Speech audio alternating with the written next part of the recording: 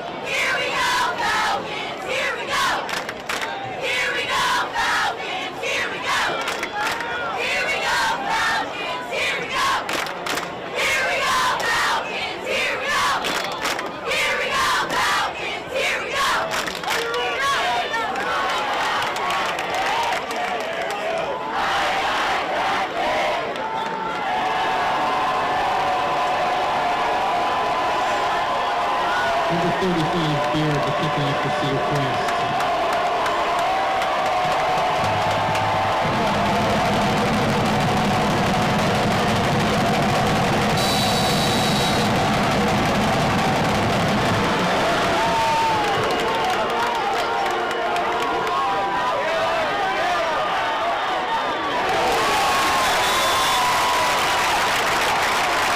Jackson Manuel returning to Lower Dauphin. Number 44, Garrett Starr with the tackle.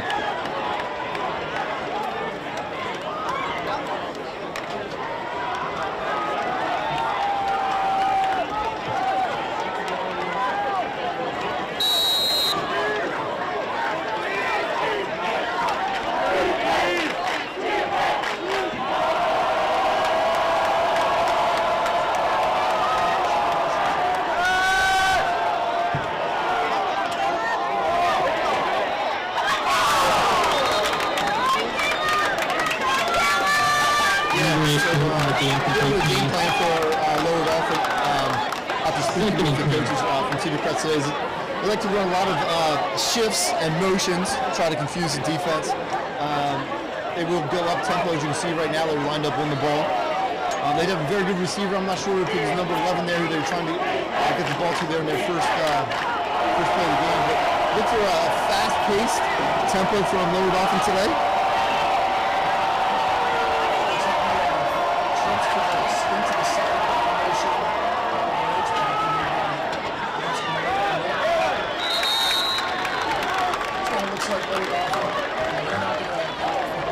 Number 33, Sanders with the run. 3rd and 3.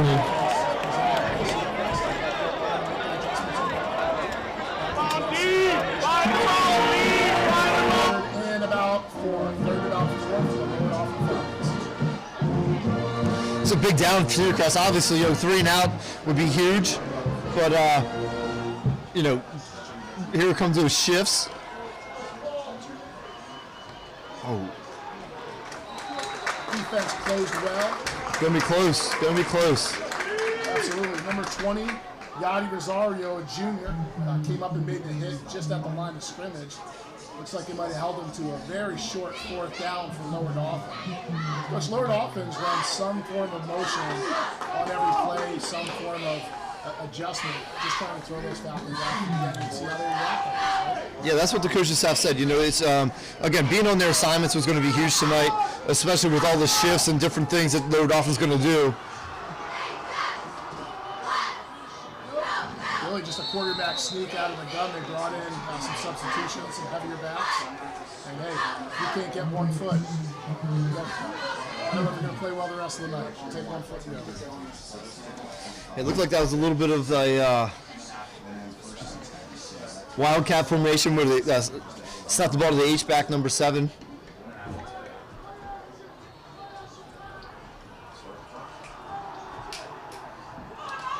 Play action out to the flat to number 7. Matteo Cangliosi, split end junior, has been said to us to be a good player for Lower Dauphin. You do have a flag on the field. Did you see what it was? I did not. So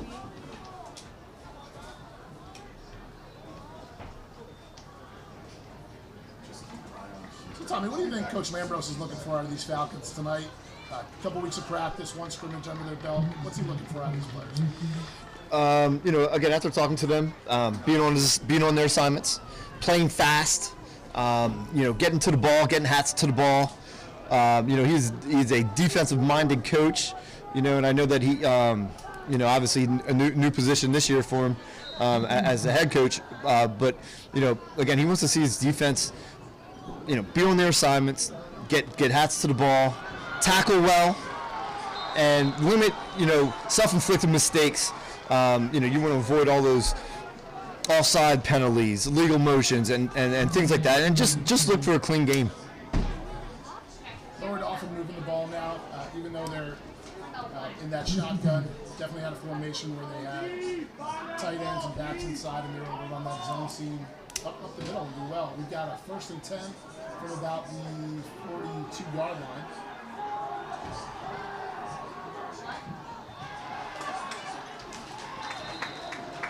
The completion there on 1st and 10 was actually number 11, Brandon Fritz, senior. Definitely a good player for the Lower Dauphin. I know they're looking for a lot of good things out of Fritz this year.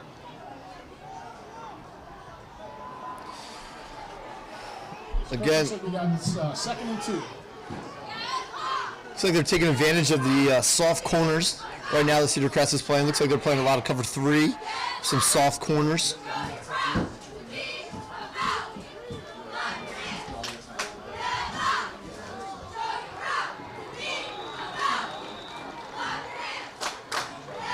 Play action, pull 2 guards. You know, that's tough on the defense. You have to defend that run, and then also offense has that option to toss it out to an outside man and get upfield for 5 yards. Another thing that's difficult here is with all the shifts and motions, the communication from one player to another player on the defensive side to make sure that everyone's on the same page and you know, in the right defense. You know, the communication is tough, especially when you're not used to doing it quite as much. Yeah, great play by, looked like number 9, Seth Warren, defensive end, got himself in there on that inside draw. Was able to wrap him up and keep him from no gain. So we're looking for 2nd and 10, inside of the Cedar Crest 50 at about the 45-yard line. Actually correct that, 2nd and 11 for a loss. Lower Dauphin still out in their split formation. Two to the field, 1 on the boundary, 1 back. Rolling out on a flood pattern again.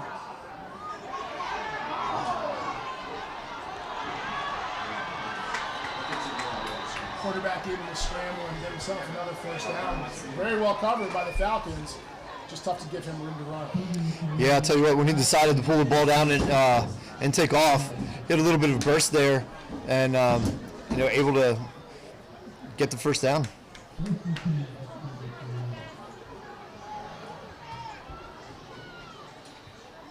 So now we have a Lower Dauphin, 1st and 10 on about the 34-yard line, going into Cedar Crest territory to score. Let's get a counter, pulling 2 guards, quarterback keeps it to the right. Really nice job by the Falcons, pinning that in, number 58. Alex Kissinger was able to come in and make a nice stop on that. Kissinger, coach, good-looking lineman, I believe he's going into a senior year. He's played before. He brings some experience back to the Falcons. Yeah, real smart football player to go along with his physical nature. I know they're expecting some big things out of him, not only on the defensive side of the ball, but also on the offensive line. Nice job with the Falcons. Once again, good protection on those routes. Great job. This time the defensive line was able to get to it. Looks like number 68, Carter Eisenhower, able to get to the quarterback that time. It takes us to, is that third or fourth, Coach? Third and 11 here, I think, Coach. This is our first long third down of the night. See if the Falcons can get defense can get off the field here. See number 44, Garrett Starr. He's starting at middle linebacker for the Falcons, a sophomore. Remember watching him last year as a freshman, get some quality snaps on special teams. Going to step up this year. A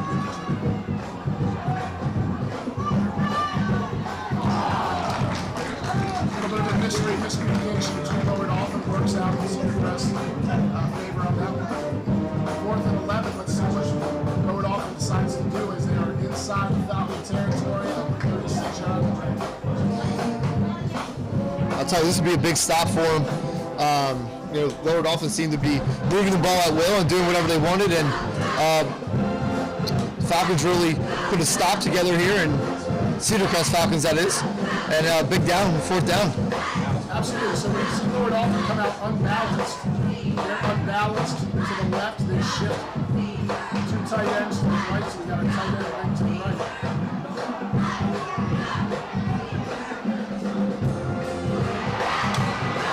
Completion number 13.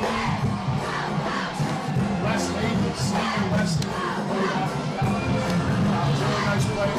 Great job for them. Able to transition to the number 11.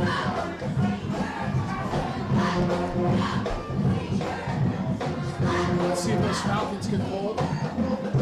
Looks like we're on about the 16-yard line, 1st and 10 from the 16. Number 11, their playmaker split out wide, really isolated. It looks like they got man-to-man coverage here. They want to take advantage of it. A little bit of a toss inside, nice tackle. I think it was Malachi Vicker.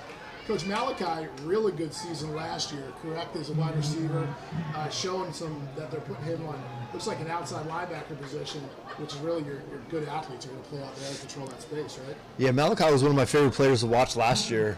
I didn't know much about him before the season, but as I was watching him, I really like the way he plays football. He's tough. He gets to the ball. He seems to be able to make plays for the Falcons, and I'm expecting a big season from him this year as well. Yeah, wearing number 0, he is a senior. I always look forward to that senior year, and I'm sure he'll do a nice job leading the team. Let's get down to 3rd and looks like about 5 or 6 for Lower Dauphin. Falcons have been doing a nice job of holding. Let's see if we can hold them just a few more plays here. Make them snap the ball again. Lower Dauphin looks to the sideline. They have trips into the boundary with a wide split to the field. A nice coverage by number 5 for the Falcons, Luke Oriole, on that out route by the outside guy. Looks like Lower Dauphin's electing to go for field goal right here. Yeah, I'll tell you, again, a big stop for Cedar Crest there, forcing the field goal attempt here. In high school football, field goals and extra points are always, man, you never know. So, bend but don't break for Cedar Crest in that first series. And looks like we're going to be able to get off the field here and get our offense on the field. Yeah, the name of the game on defense, keep points off the board. Now, it looks like number 11, the wide receiver for Lower Dauphin, is in for the kicker. And it is good. So we have 5:35 left in the first quarter. After the first drive, a slow, methodical drive, Cedar Crest did a good job holding them at points. Lower Dauphin did a good job taking advantage when they needed to, and ended in 3 points for the Lower Dauphin Falcons. And now we'll get to see our Cedar Crest Falcons on offense this edition. Yeah, I would say even though they ended the drive in 3 points, I would say it's still a win for the defense. The way that Lower Dauphin was moving the ball there for a while, to hold them to 3 points. I would take that as a win on that first series there. And although they did not huddle, I don't necessarily know they'd move with tempo. I mean, like you said, they were very slow and methodical and very taking their time, even though they weren't huddling. So they didn't really play with the pace that I thought they were going to. They were, however,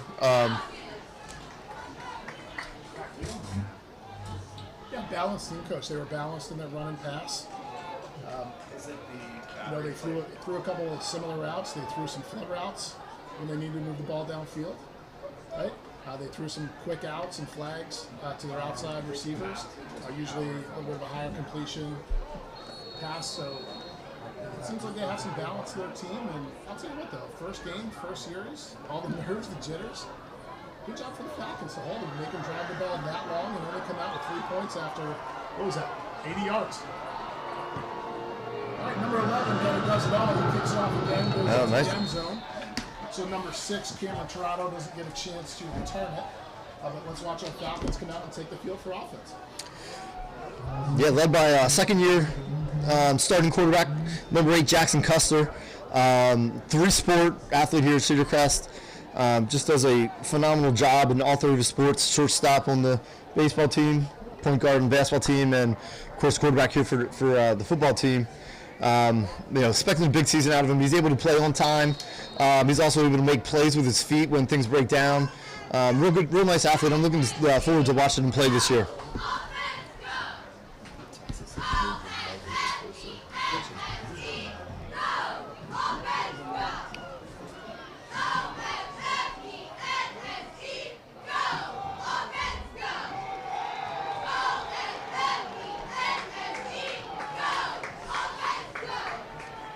Looks like the first carry, they run a little bit of a read zone option there to number 24, Isaiah Zimmerman, who's a sophomore. All right, Coach, taking a look at some of the bigger guys up on the line that are going to lead the blocking way. We have number 77, Nate Harbaugh, senior, 255. Number 70, Tristan Long, senior, 270. 64, Jaden Storm, junior, 230. Alex Kissinger, senior, 215. I didn't catch the other number. We have some nice size linemen up there that can open up some holes for our running backs. Isaiah Zimmerman, number 24, takes the ball. Finds a great hole. Coach, he's got some rebounds.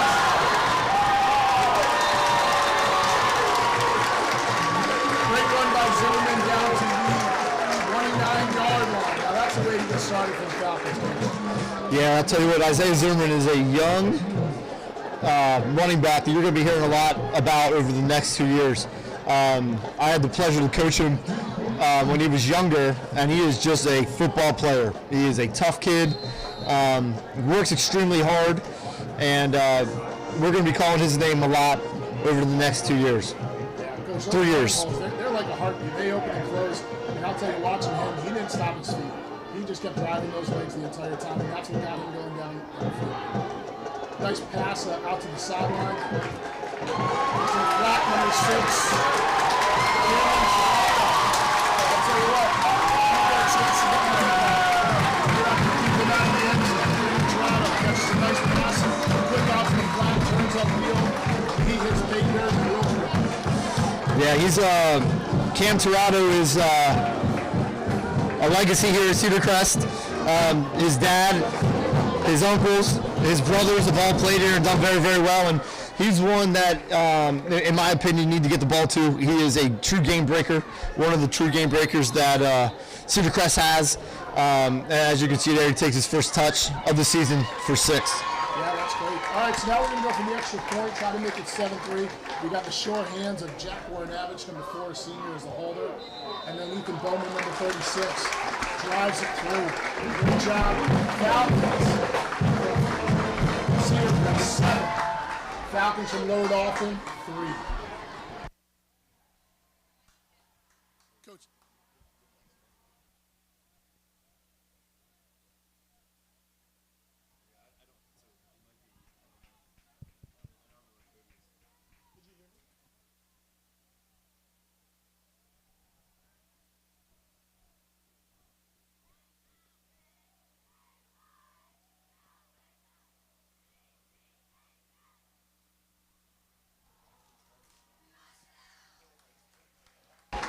All right, Coach. So, hey, we just finished the drive with the Lower Dauphin Falcons where it was a long, methodical drive when they come out with 3. Then the Falcons come right out in about 4 plays. In about a minute, they put it right in the end zone. Great start for our Cedar Crest Falcons on offense, showing the players that they have and the weapons that they have all over that field.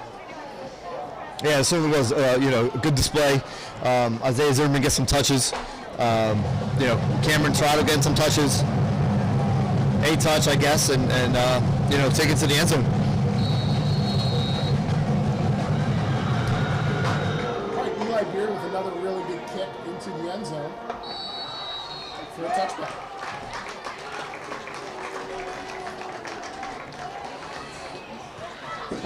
Such a weapon, just like Lower Dauphin.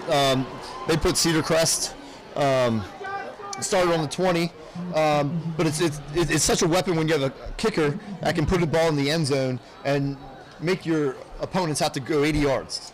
Yeah, it's not easy to go 80 yards, especially when you're early in the season. You haven't had a ton of time to polish off your playbook. I'm sure they're coming in with a little smaller playbook than they'll have later in the season. And they just want to make sure that they're doing them well. Just like you said, alignment, assignment, and then execution. Looks like we have a shift to unbalanced into the boundary with a quarterback sweep, and the Falcons have it penned in well.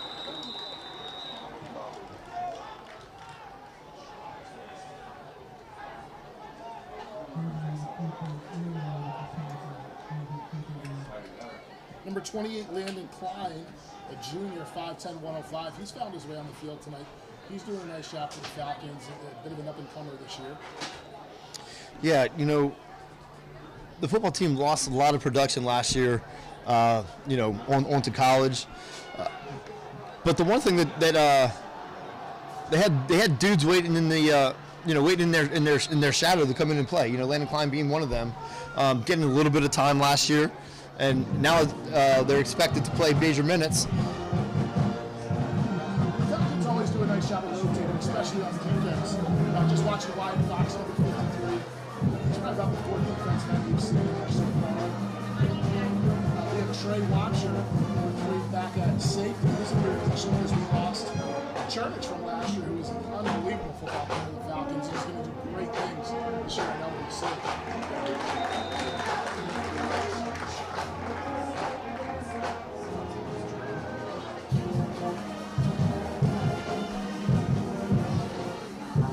Definitely excited to bring Lower Dauphin to a short situation here.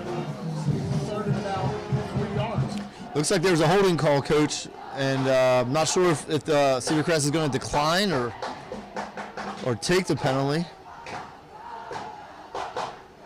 It looks like they're saying they're declining it. It is 4th down.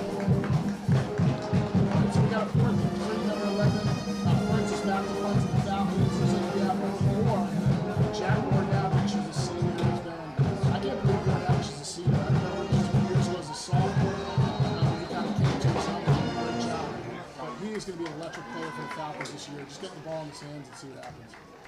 Runs great routes. Does a great job catching the ball.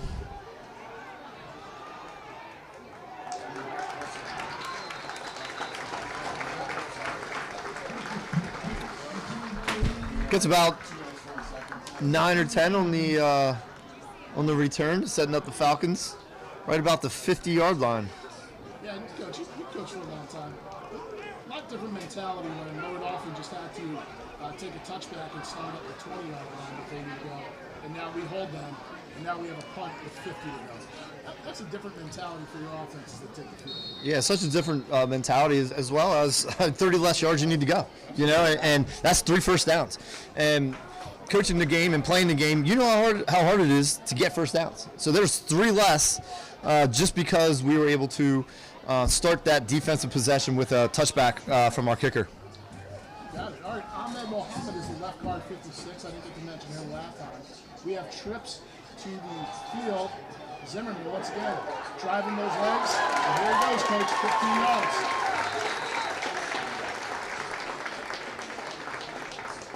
Nice little outside zone. Did a great job getting up to the second level. When you get a back that could break that line of scrimmage and get to the second level, you're going to see good things happen. And Zimmerman is just doing a nice job driving those legs. He's not going to be stopped by one man tonight if he can show him like that. Yeah, he's a tough kid, and along with his toughness, he has great speed. He runs 100 on the track team. So he's just just a football player. He's tough, understands the game, loves the game, plays it hard, plays the way he's supposed to. Same quick flutter out to the boundary. Number 6, Cameron Toronto again, same play that got him in the end zone. Just taking advantage of Toronto going in motion and hitting him real quick in the flat, letting him turn upfield in space. So no, great game plan for a fast player like that. Yeah, so a little bit of the game plan. Lower Dauphin runs a 3-man front, and they do a lot of blitzing. And because of the way that they run in their front and they run in their middle, the corners and the flats are weak. And I knew that the game plan kind of was going into try to attack the flats. And they've done it twice already with, again, probably the most electric player that they have on the team. And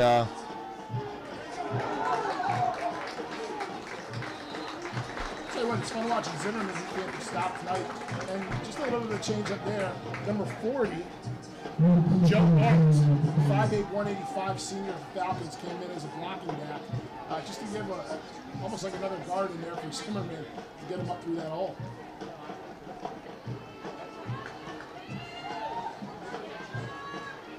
So now we see number 17, Caleb Hughes, come back in for offense. Caleb's been doing a nice job. He was also playing, looks like left cornerback tonight.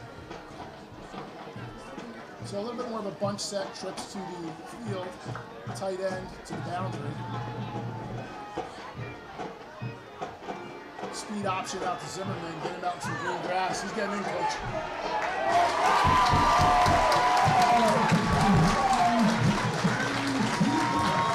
Coach, why don't you talk to see that speed option?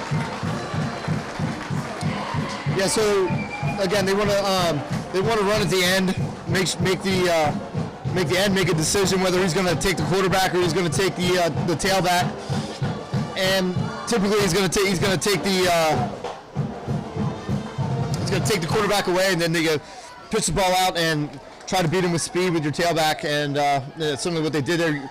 Get a good block on the corner. They, as you saw, they brought the splits down from the wide receivers into a little bit of a bunch to create that space on the outside and just get the ball out to the to your running back and let him beat him with speed.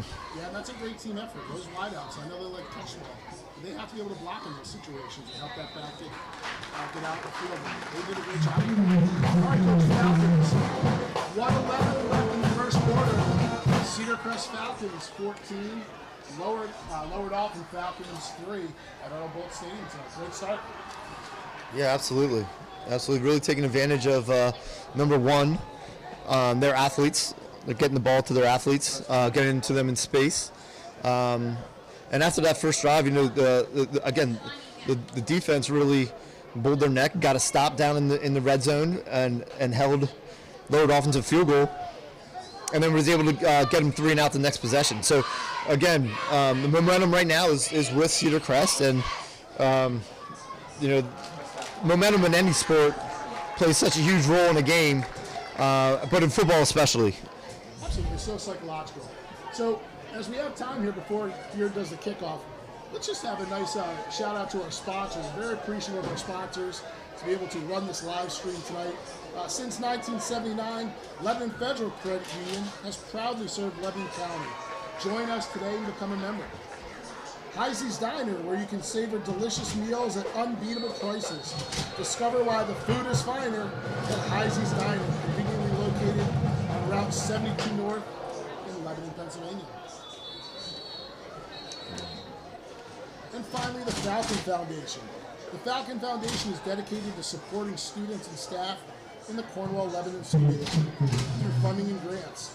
Applications for fall grants and awards are due by October 15th. If you're interested, contact your school, contact your main office, and they will direct you to get those applications. Falcon Foundation is a wonderful foundation that helps our students to achieve opportunities that they might not have the opportunity without. So make sure you check them out and support them. And get over to Heisey's for a nice dinner tonight. I think that's why Coach Rohrbach couldn't join us tonight. I think he has a family dinner at Heisey's tonight. I think so. I don't know if he's going to be happy with how I read that ad. He always enjoys reading the Heisey's Diamond. Coach Garrett Starry, number 44, we talked a little about him stepping up as a sophomore. I'll tell you what, he ran well and made a great tackle there outside on the edge. Yeah, I know, again, another sophomore that this Falcons staff is really high on. Again, you don't start a middle linebacker as a sophomore unless you got some skill on you. I know Garrett personally, really tough kid who runs well for his size, and he's going to do a really nice job manning the middle of this defense for the next couple of years. Yeah, we got Lower Dauphin trips to the field with an H-back in a block. They're going deep to number 11 again, Fritz, and number 5, Luke Oriole does a great job out on that corner. That lovely position coach out on that corner, breaking it up and taking away a big gain for Lower Dauphin. Yeah, he did a really nice job breaking on that ball. And he's able to make a play and deflect that ball. Force a 3rd down and long. Yep, we're 3rd and 9. Looks like 3rd and 9 from about the 36-yard line for the Lower Dauphin Falcons. Motion to the field. Once again, quarterback nothing. Throws it up. Luke Oriole with a great pick. Takes it right down the sideline in for another Falcon score. Really nice job. I'll tell you what. Oh no, we got a flag here.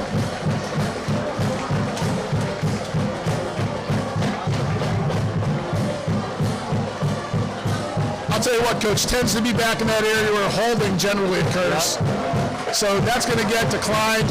And Falcons are going to take those points and keep them on the board. You know, you were talking, Coach, about how being a corner, especially when you have a good player, a nice, tall, good player like number 11, Fritz, it's tough. It's lonely out there. Why don't you kind of talk us through 2 nice plays that Oriole just made?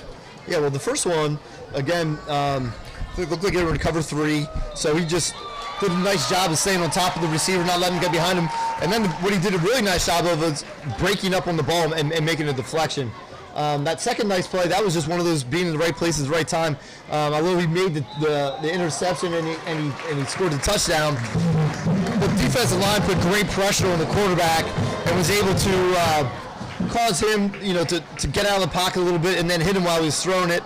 And again, Luke Oriole being in the right place at the right time and go ahead and making the play and scoring the touchdown. So a heck of a nice job right there by Luke Oriole in that series. But again, it was a great team possession right there, forcing that turnover and turning in 6 points. Absolutely. And I'll tell you what, Coach, after the first drive, we were down to 5 minutes and 30 seconds left in the first quarter, and it was 3-0 Lower Dauphin. Coach, we've got 19 seconds left in the first quarter. What a switch. 21-3, Cedar Crest Falcons. They have just scored fast and often. Yeah, they really have some explosive players on the offensive side of the ball. Again, just, Fernando Marquez now playing running back at IUP, replacing him with the sophomore Isaiah Zimmerman. And no one really knew too much about Isaiah Zimmerman coming into the season, but it didn't take us long to figure out what type of player he is. Absolutely. Once he'll have his name out on tape now. They'll know about him for next week.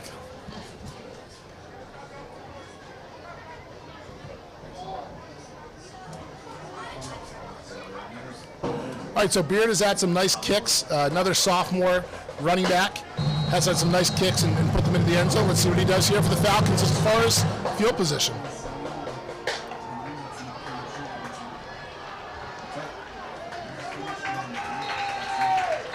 Great job. We're seeing number 1, number 12. Number 1 is Christian Viveros. Number 12, Julius Santana, getting down there on special teams on the hit. I'll tell you what, some of these guys, Coach, their chance to get on the field is special teams, and that is a very important position for players to get out and control that field position battle. And those 2 guys did a nice job of that. Yeah, absolutely. Again, people don't take special teams as serious as they do offense or defense. However, it's such a huge part in the game. Again, we talked a lot about field position already. Again, those are the hidden yards in football games, and it happens on special teams. Yeah. Lower Dauphin came out a little bit more bunched into the boundary. Looked like it went with a bit of a sweep into the boundary with their running back, able to get some nice yardage out of that. Looks like they're down to about 2nd and 4. And there you go, end of the first quarter. Let's flip the field and keep going.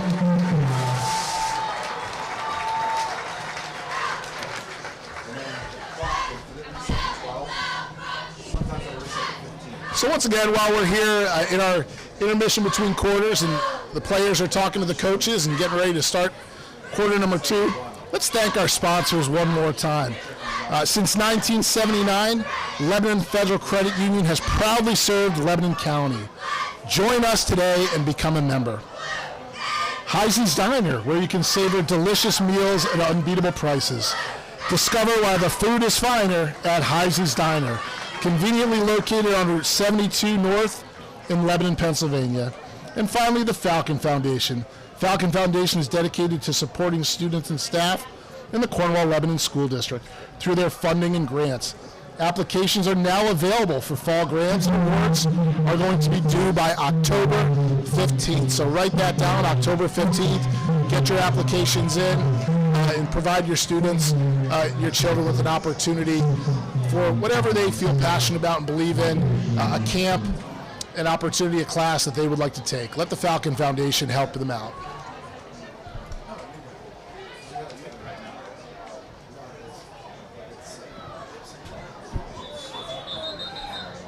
All right, Coach, looking across the defensive side for the Falcons, Jack Warnavich is in now at free safety. We have Caleb Fees is still out at right corner. Logan Oriole, number 5, at left corner. Trying to get the ball into their playmaker's hands, number 11, Fritz. He does get a nice little run there, but it's not going to be enough for the first down. Brings up a 3rd and short. Again, be a great job by the Falcons if they can get them to go 3 and out here. Falcons are doing a good job. Linebacker crew, number 28, Landon Klein, number 44, Garrett Starry, number 0, Malachi Victor, doing a nice job of holding Lower Dauphin. Once again, just from that shotgun formation, Lower Dauphin takes the quarterback sneak and able to have enough momentum to fall forward and get that first down. Still not yet to midfield. We're on about the 41-yard line, 1st and 10 on the left hash. Lower Dauphin is still bunched in with, looks like, trips to the boundary.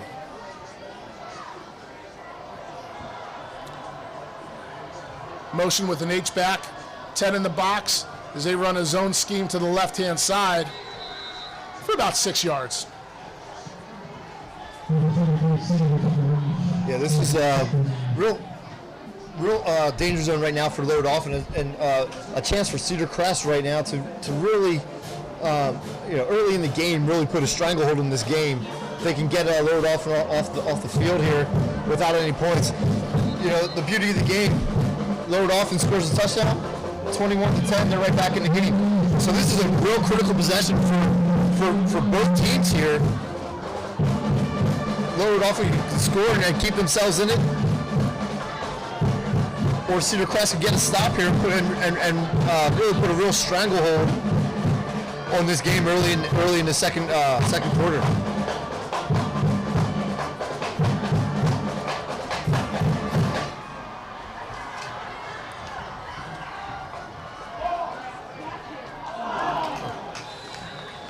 So just setting that up, Lower Dauphin comes out. They haven't had a lot of success since their first drive. They come out in really a lot of tight formations, 10 in the box, 1 split, and they're running a lot of zone schemes right at the Falcons. 3 times in a row, get a first down. That time they isolate number 11. They're good athlete. They're good wide receiver outside. Throw him a quick ball and hoping he can just catch it and make a break. We had number 5, Oriole, do a nice job of just tripping him up. Looks like a blown play there for Lower Dauphin Falcons, which is good for us. All right, here we go. 2nd and about 9 for Cedar Crest. Coach Cedar Crest just doing a nice job on defense, rotating some different players in there, staying fresh, and they're definitely playing with some good enthusiasm. And I think they're doing a really nice job of getting hats to the ball. Just like Coach Lambro said to me, he wants them to play fast, wants to get people around the football. That's when good things happen. And they've been doing a really nice job of getting to the football, in my opinion, here early in the game. Here's that quarterback counter, back away from that bunch on the left side. So a couple things on defense, and you hit on it early. You know, the first thing those defensive coaches are going to look for is alignment. Are you aligned in the correct gap where you're supposed to be? Are you aligned on the correct shoulder of the player you're supposed to be? Everyone is responsible for an area, and they have to be aligned right before the ball is snapped. And then assignment. Do you do your job? When 11 guys do their job, usually it goes well. So when you get a play like Lower Dauphin just showed us, a counter, that starts to the left and then comes back to the right. You have to have that assignment and your head in the game to be able to stop that type of a play.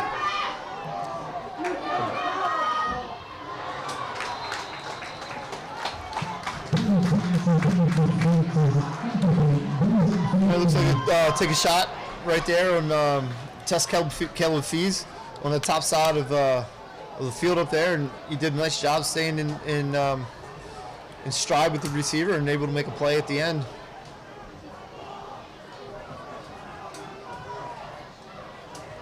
Real nice shot by the Falcons, again, getting off the field after a couple first downs by Lower Dauphin. Cedar Crest does a nice job getting a stop and forcing a punt. Absolutely, you have to be realistic. You're going to give up some yards. You're going to bend a little bit. But when you can get them to snap the ball again and you can get them to turn the ball over with a punt and get the ball back, that's a win. That's an absolute win.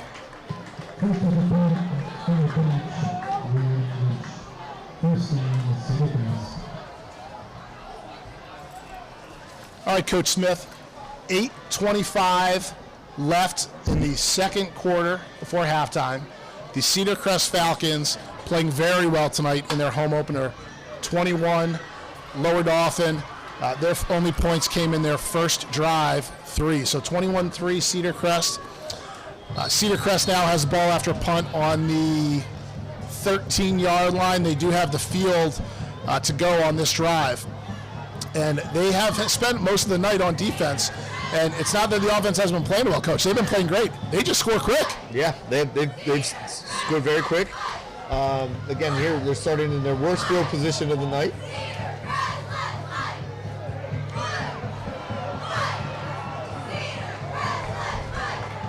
Cedar Crest and just their traditional options off the zone. So they're faking that zone dive up the middle, and then they're giving an option to Custer to run it or to pitch it to the outside. Very hard for the defense to defend all three of those things, especially when the option is going opposite of that zone run.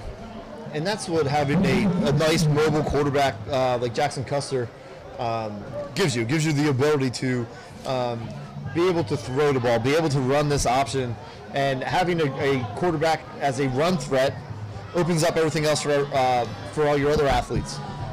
Absolutely, Coach. We got a new running back in here, number 23. I want to say his name right, Josh Tricoci. Josh Tricoci is there at running back for the Falcons, and I know they have a good amount of running backs that could come in and play. What did you see out of Custer on that play, Coach? What happened? Well, the snap was a little bit low, and so from the start of the play, it was kind of a broken play. But the one thing that Custer did a nice job of is he was able to field the snap and take a bad play and get back to the line of scrimmage and kind of limit your loss right there. So although it wasn't pretty from the start, could have been worse. Absolutely. All right, two backs back with Custer.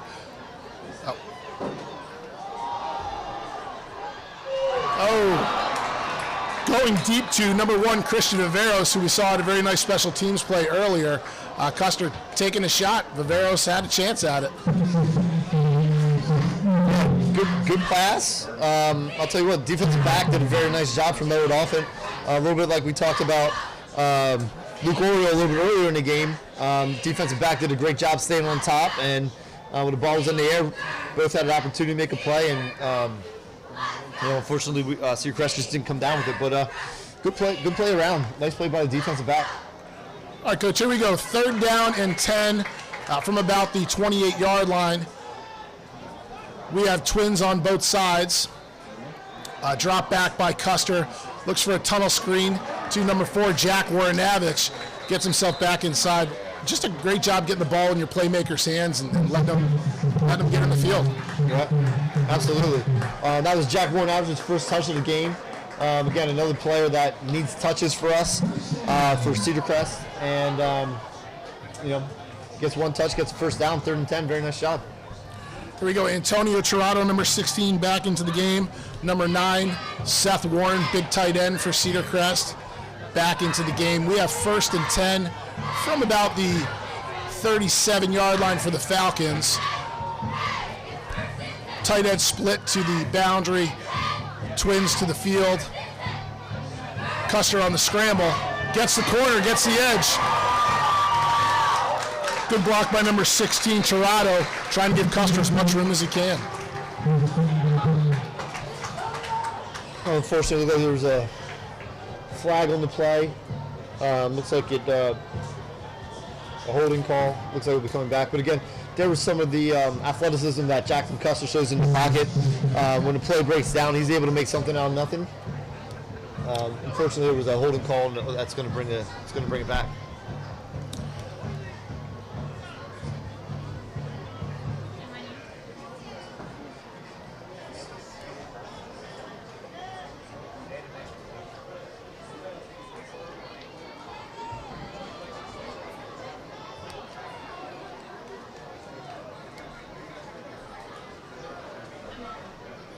All right, let's see if the Falcons can take advantage out here. So it is still first down, but we're looking at 20 yards. Coach, again, in these situations, you don't need all 20 right away. No, you want to get positive play here, get some of the yards back. You want to get yourself into a 3rd and manageable. So you got 2 downs to get yourself into a 3rd and manageable.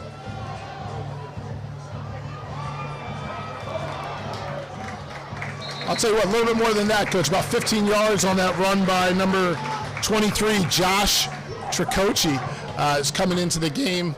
The last series does a really nice job. Once again, just off that kind of bread and butter zone scheme for the Falcons with the option out the back, and that time he gives it to your back, and he does a nice job.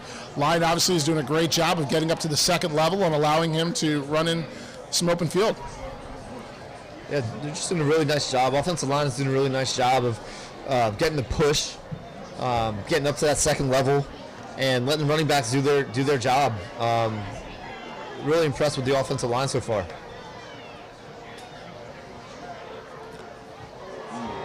Custer keeps it on that option, gets himself up close. I don't think he's going to get the first down, but he's definitely up close, and he's fighting hard, Coach.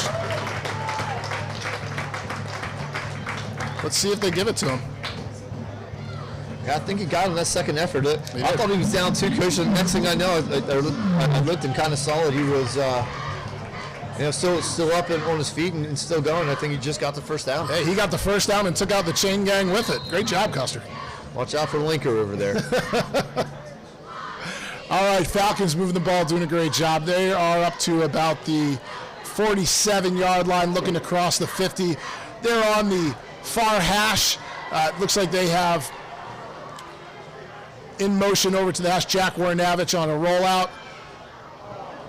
All right, play we've seen happen before. Send your back, send your receiver in motion. Try to get him out in the flat quick, and see if they can get him the ball just a little bit over his head.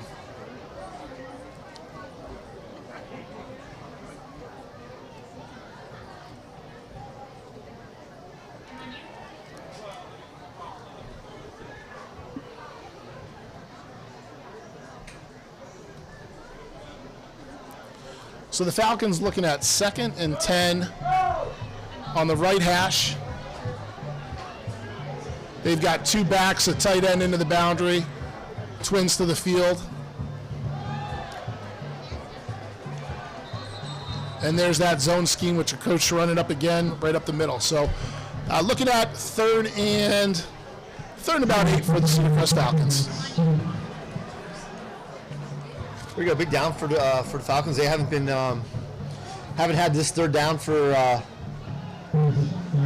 all game. So as soon as we get here, 3rd and long. Number 1, Viveros back in. Last time he was in, they were able to take a shot down the field. So we've got tight end, wing, Warnavich up to the top into the boundary. He goes in motion.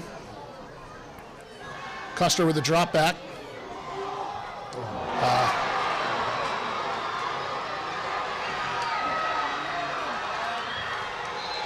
I think we just had a bit of a misread there between the quarterback and receiver. He had Tirado deep on, looked like a post over the middle of the field. Definitely got behind the safety. Just a bit of a short ball. At that vantage point, who knows if Custer even saw him sitting there. That's tough to see sometimes as a quarterback.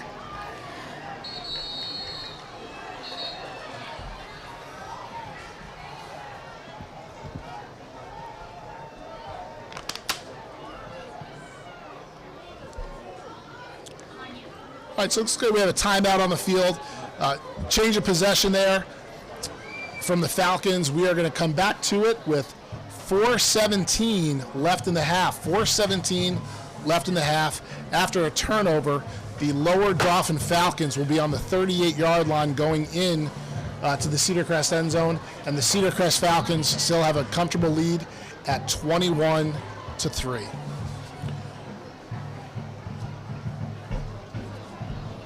Yeah, here we go. This is one of the things when I was in college that coaches always talked about was sudden change, and offensively, we always wanted to score in the first 3 plays after a sudden change. That was one of our goals on the goal board. Defensively, on the sudden change, we not let up a score on the sudden change, and so let's see what the defense comes forward right now. Again, momentum. Big part of the game, and turnovers are big momentum plays. So Lower Dauphin with some of their best field position of the night. Let's see what the defense can do on this sudden change.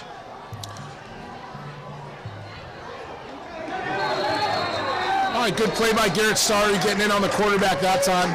Lower Dauphin, the last few series, Coach, has been in more of a tight set with 10 men inside the box, having a few H-backs, a running back, and the quarterback. Now that time they went back to what they had more traditionally done in that first drive, where they had 3 or 4 men split out wide looking to drop back and throw the ball. So let's kind of see if they stick with that. Once again, they've got twins to the top and a tight end wing down to the bottom.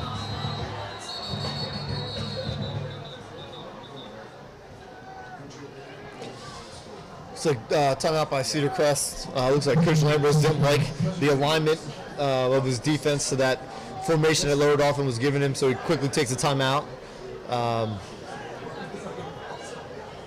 Absolutely, have timeouts, take them. I mean, that's part of the strategy of the game, right? Yeah, absolutely. Make sure your guys, especially after, like you said, a turnover, that swings the momentum a little bit.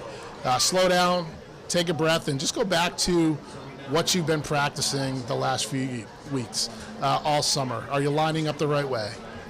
Do you know what your assignment is? Are they communicating across the secondary well? You've talked about it a few times tonight. Don't let anybody get behind you, right? If you're in that cover 3, those cornerbacks and safety know they're the last line of defense. Make sure they're communicating that with each other, and they do have the field covered.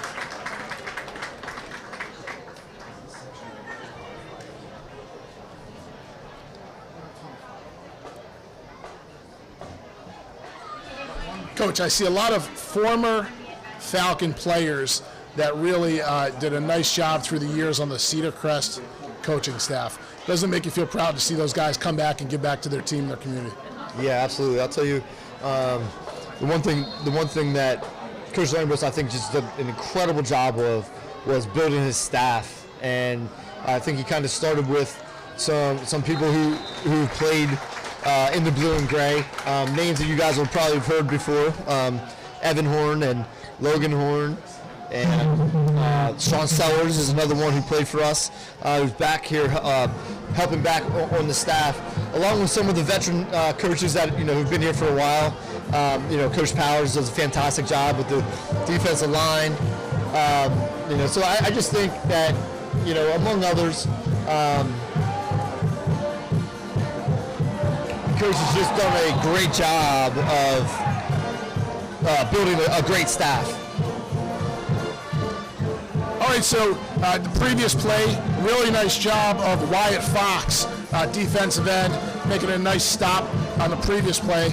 This last play, Lower Dauphin takes a shot down at the middle of the field, And we do have a flag on the play. Looks like Trey Wamsher got his hands in there, maybe a little bit too early. You don't want to see the penalty, but you know what? In games like this especially, you want to see their head in the game. You want to see them being aggressive and taking some chances. I think I would have been okay. You don't want to see the penalty, but Trey did a nice job being aggressive and trying to make a play. The one nice thing in the high school football is pass interference is not an automatic first down, unlike in college and in the pros.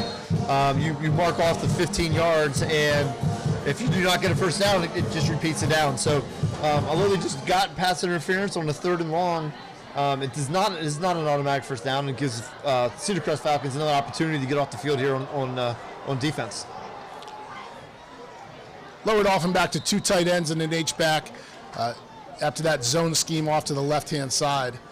Can't tell, Coach, if they were able to get that first down or we're looking at 4th. It's like I see a 4th down on the sticks over there, so it's real close. So they've been running this shotgun quarterback sneak a la Philadelphia Eagles about 4 times tonight in these situations.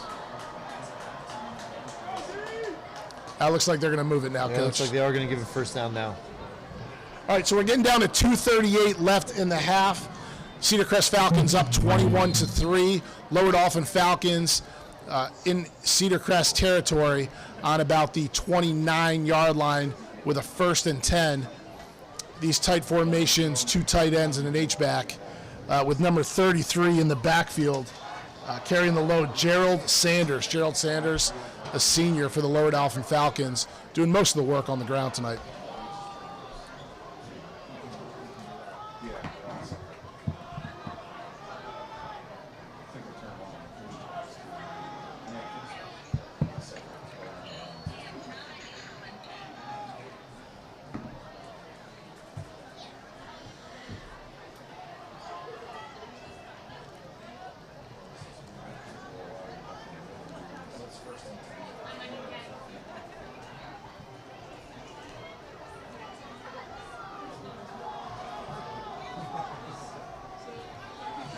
Not sure what the hold up is. Coach, looks like something with the clock. Maybe they're trying to add some time possibly to the clock.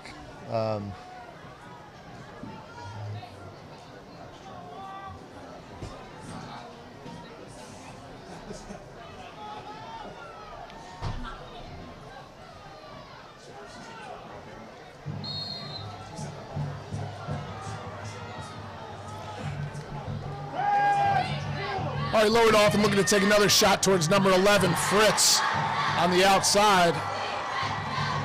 And that is a touchdown. He was able to pull it in.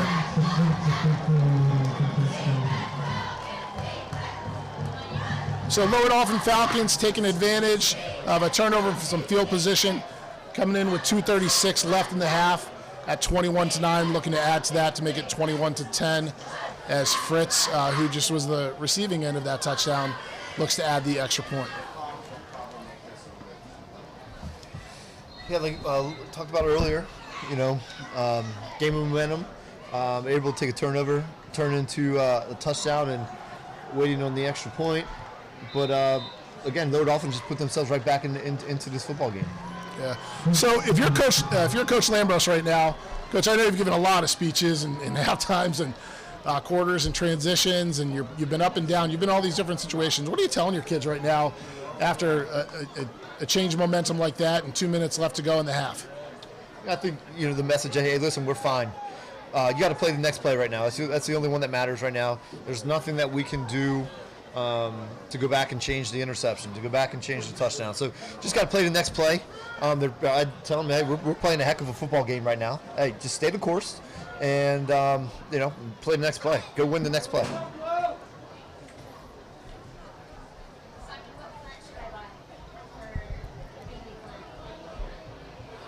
All right, so while we wait for the kickoff, let's thank our sponsors for the live stream tonight. Since 1979, Lebanon Federal Credit Union has proudly served Lebanon County. Join us today and become a member. Heisey's Diner, where you can savor delicious meals at unbeatable prices. Discover why the food is finer at Heisey's Diner, conveniently located on Route 72 North in Lebanon, Pennsylvania. And finally, the Falcon Foundation. Falcon Foundation is dedicated to supporting students and staff in the Cornwall-Lebanon School District through funding and grants. Applications for fall grants and awards are due by October 15th.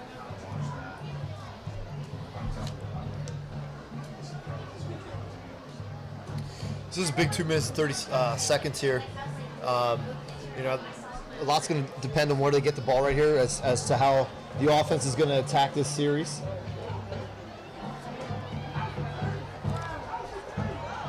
And there's Zimmerman.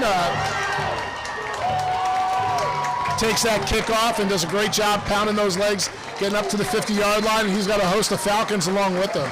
Coach, I was just going to say, you know, with 2 minutes left in the half, I would be shocked if we didn't see Zimmerman back in at the running back and get the ball in his hands. And here he is. Coach puts him back to return that kick, and look what he does for you, 50 yards. Yeah, absolutely. Again, he's shown us very early that he's a player that you need to get the ball in his hands. He's going to make some things happen for you. He's broken tackle after tackle tonight. He just has a great feel for the game. You know, so I know the offensive staff is going to do a great job of getting the ball and getting the ball in his hands and having him do some good things here to end the half.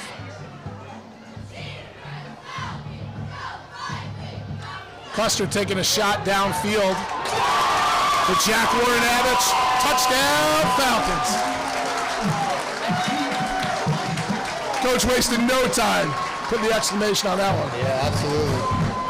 Great opportunity, great place on the field to take a shot. First and 10 at the 50-yard line. Just trying to stop and go. Beautiful route by Jack Warren-Avich. Great throw by Jackson Custer. Just beautiful play. Great design, great execution. Absolutely, and that's where those work hand in hand. You see that play fake to the running back. Well, he just pounded off 50 yards. You have to respect that, and next thing you know, you're going up top from your two senior studs, Custer at quarterback and Warren-Avich out wide, thrown up, and that's just a one-on-one ball. And Warren-Avich is going to win a lot of those. Absolutely. It was a great call, great execution. They've been hammering the flats all night long.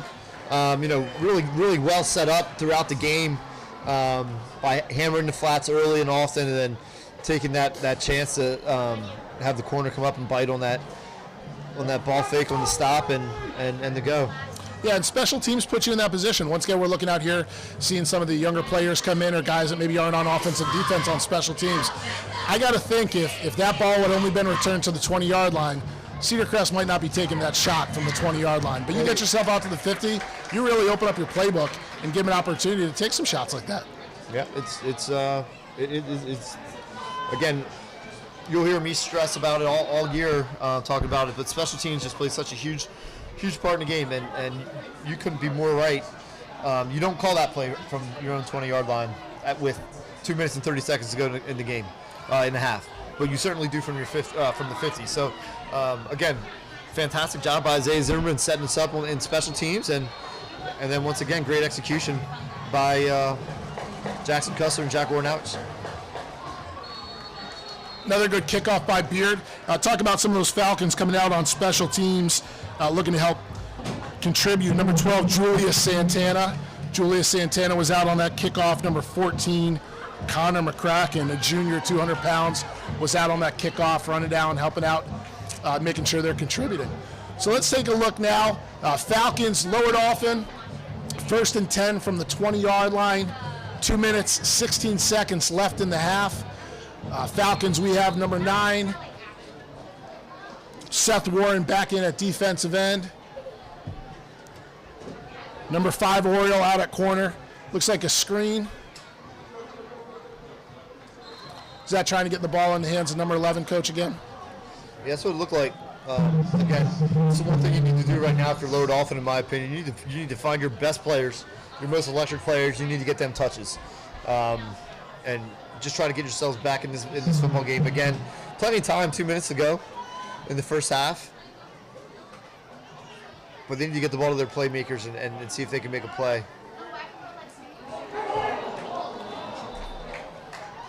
So Lower Dauphin keeps it up with that motion, brings number 11 inside and releases him to the middle. When they do that, They released number 39. They're back out to the flat, unable to connect on that. So now they had a second and short. They're down to a third and short. Looks like about 3rd and 4 deep in their territory on the 26-yard line. Spread out wide, trips to the field. Single receiver into the boundary, one back.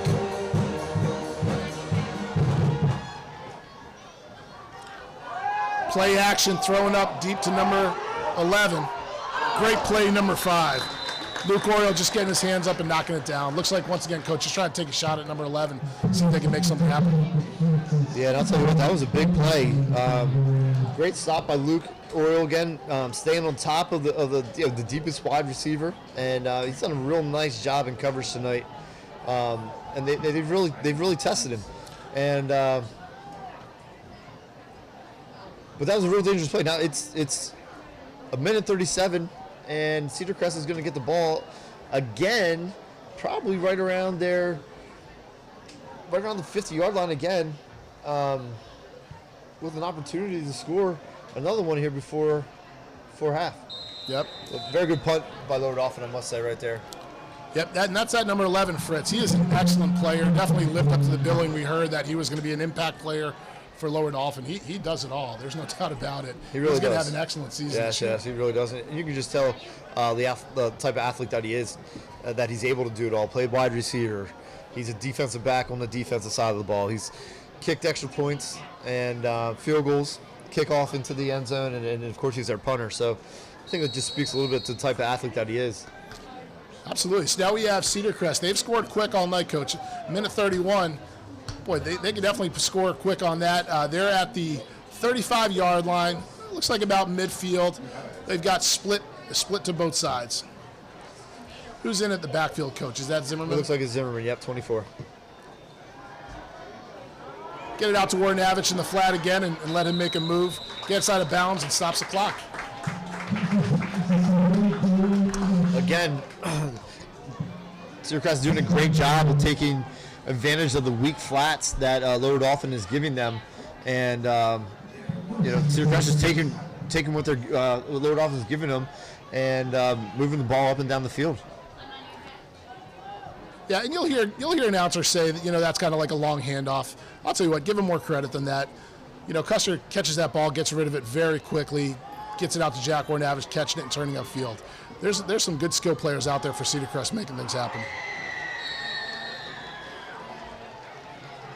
Coach, I love watching number 56, Ahmed Mohammed, drive his defensive lineman about 10 yards down the field on that play. 56 has been having a good night for these Falcons. I'll tell you, the whole offensive line I've been really impressed with. I mean, that might have been the first time tonight I've seen Isaiah Zimmerman not break through the first line of defense, and that's because of the offensive line is doing such a great job. All right, so Custer sprints out to the right, and he's able to find Jack Warnavich. Surprise, surprise. Jack one more time, those sure hands. So 51 seconds.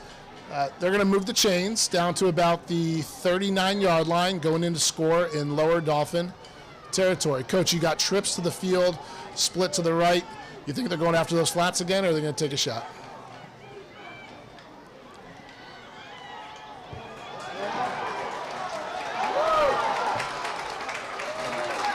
I'll tell you what, leave it up to the feet of Custer. Coach gave him a chance to take it up the middle, and he got himself about 15 yards there.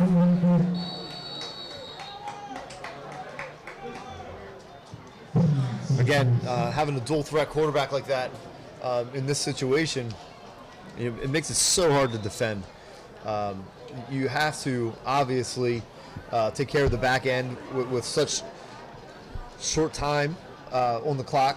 So you take guys out of the box, and then you're able to have a quarterback be able to make plays with his feet, take advantage of the light box. Just a luxury to have when you have a dual threat quarterback like a Jackson Custer. I'll tell you what, and Cedar Crest is doing a nice job of just putting Lower Dauphin in conflict. They're in that three-man front.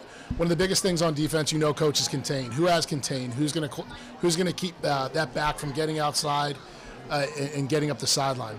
So when they're being able to hit those flats, when they're able to take those shots down the sideline, and they're able to run that zone up the middle or that option up the middle, Lower Dauphin has to defend that whole field. That's going to take those outside backers and those safeties and put them in a lot of conflict. Yeah, absolutely. It's the beauty of this offense, and it's Coach, it's the offense that you and I coached in together when we were here for a little bit, coaching together here, and it's just such a difficult offense to defend because you do, like you said, you do have to defend the entire field, sideline to sideline, and when you get veteran players, running the offense, such as Jackson Custer, who's able to make the right reads,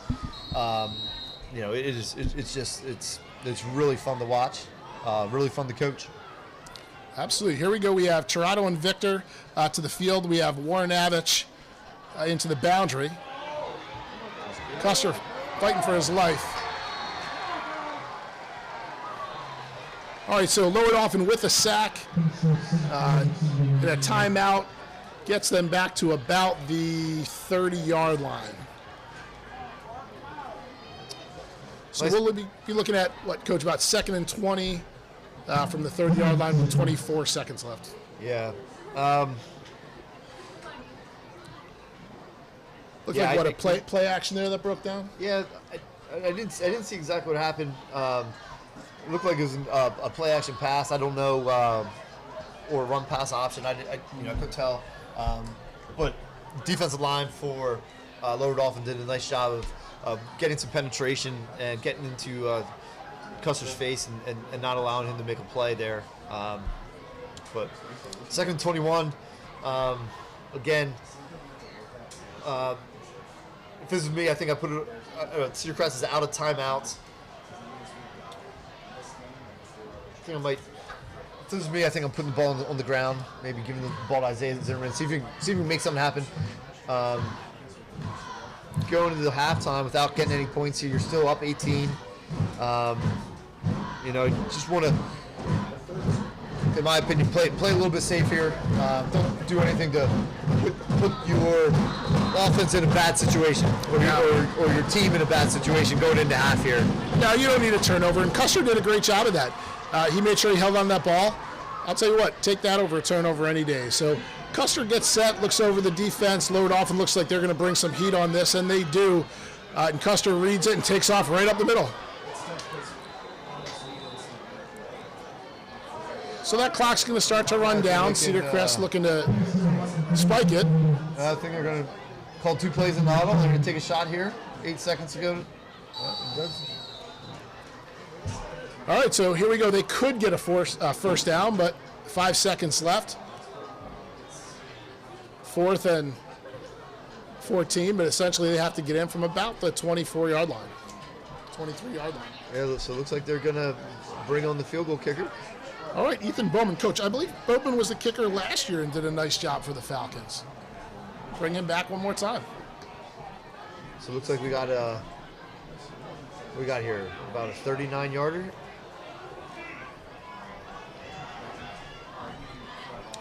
Yeah, Coach, looks like he's going to kick from about the 29 at 10. Looks like we got a 39-yard field goal. Nice snap, nice hold. Looks like he got it.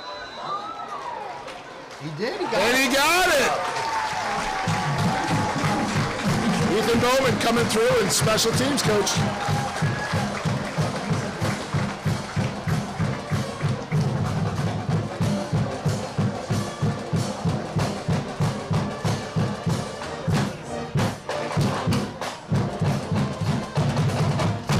Nice job, Ethan Bowman.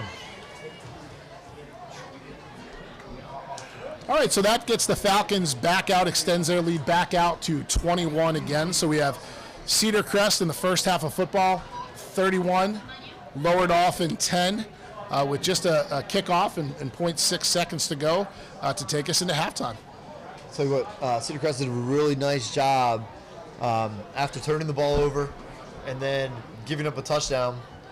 They then scored 10 points in the last 2 minutes and 30 seconds of the half to extend that lead to 21 points.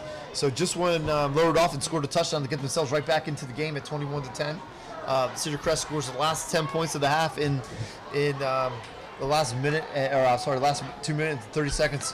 What a great job! Great job by the defense getting the 3 and out. Great job of the offense putting points on the board. Absolutely. You're seeing some of your seniors step up for Cedar Crest. And I'll tell you the one thing is Cedar Crest is showing a lot of poise. You know, like in any athletic event, any competition, you're going to have ups and downs, and Cedar Crest has had theirs a little bit tonight too. But they've stayed poised throughout that, and they've continued to do their job. And Cedar Crest will get the ball after halftime. All right, Coach Smith, let's take a little bit of a break here. We'll go check out the hot sauce stand, see if the walking tacos are ready, and we'll see everybody back here for the start of the second half.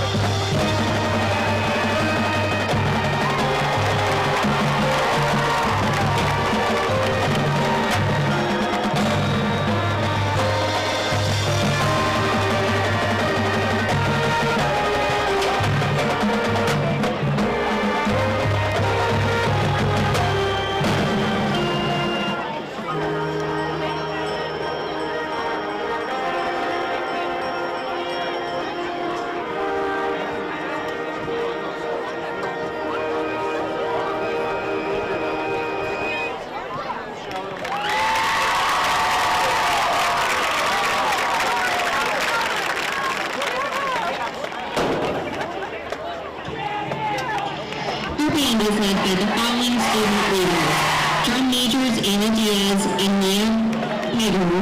Section leaders Jordan Bremen, flute, Ashley June, clarinet, Adam Little, saxophone, Thaddeus Stradley, trumpet, Kate Wells, mellophone, Miranda Razor, trombone, Dylan Kreiser and Dalton Ruff, battery, percussion, Logan Rodemaker, from ensemble, Aubrey Subio, Rachel Linnell, and Michaela Moore, color.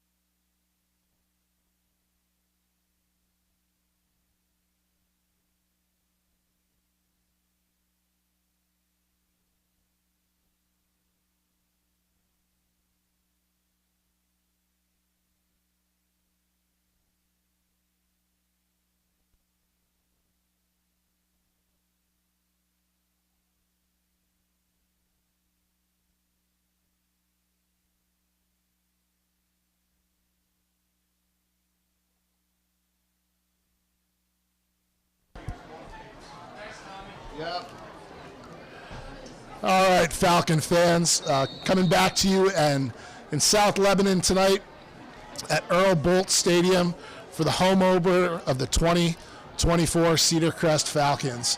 Going into the start of the third quarter, Cedar Crest Falcons 31, Lower Dauphin Falcons 10. And here's the kickoff to the Cedar Crest Falcons. Nice return by number 6, Tirado.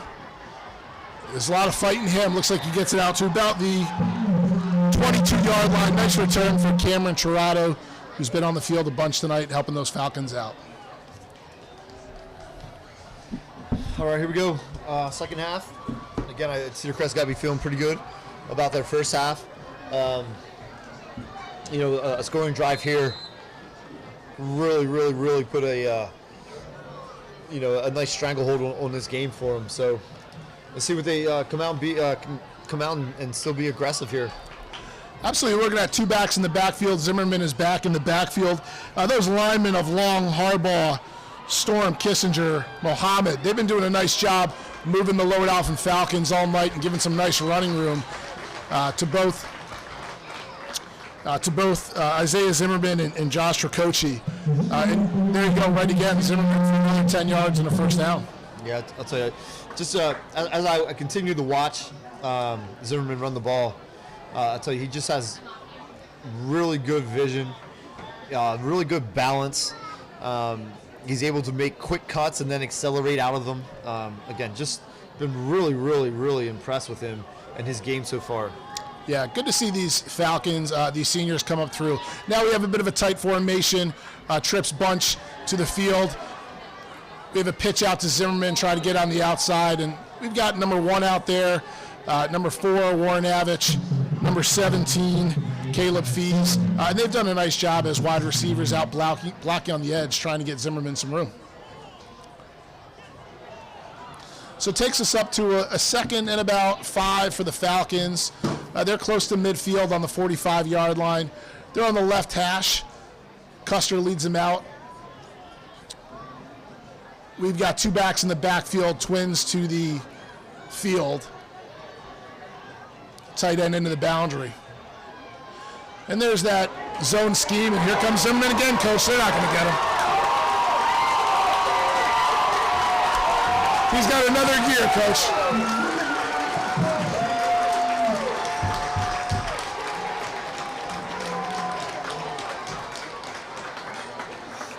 On that one, if you saw, he just showed great patience in the hole, let the line do their job, and then accelerated through it. Again, he's just done a really nice job all night. Again, just been really impressed. And that scheme has helped them out. You know, that whole first half, they're spreading the field. You look at that, you know, they're going twins to the field, and they run that into the boundary. But what if you kept your eyes on Zimmerman, what you didn't see was Custer pulling out the backside to the field and having an option back with him to give that look to the Lower Dauphin Falcons that they really do need to make sure that they're covering their assignments and covering the whole field. And that just opened things up for a nice run like Zimmerman, and he really was able to accelerate and get us up another score. So we have the Falcons just a minute and 20 seconds into the second half. Falcons are up 38 to Lower Dauphin 10.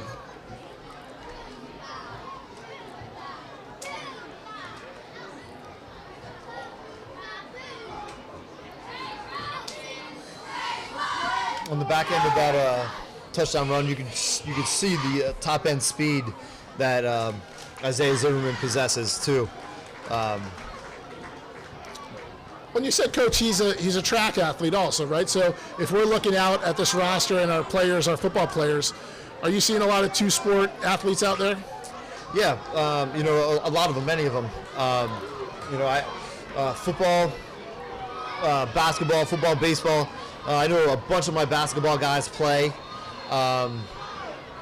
So fingers crossed that they all stay healthy throughout this season. But, you know, being in a 6A school like Cedar Crest, however, we are one of the smaller 6A schools in the district. For us to be competitive across the board, across the sports, you need to share the athletes. You can't have these athletes specializing And that's the one nice thing here at Cedar Crest is that I think all the coaches do a great job of encouraging their athletes to play multiple sports, go out and compete. One thing I speak to my athletes about is that it doesn't matter the sport. There's nothing that can take the place of competition, and you get competitors on your team. You have a fighting chance every night, and you got kids that are out competing in football and soccer, basketball, baseball, and competing in multiple across multiple sports. Typically that athlete's going to be a better athlete, and it's going to help your team win. So I really think here at Cedar Crest, it really does a nice job. The coaches do a really nice job of encouraging it. Yeah, absolute team effort within the athletic department, led by our athletic director, Rick Dissinger. If you look back through the past few athletic directors, they've all stayed in the district. They've all continued to work together, and they've done a nice job with our coaches of building that culture of we're Falcons, we're doing it together. Building on that, Coach, what have you seen with this transition with Coach Travis Dresch in the weight room training all of our Falcons?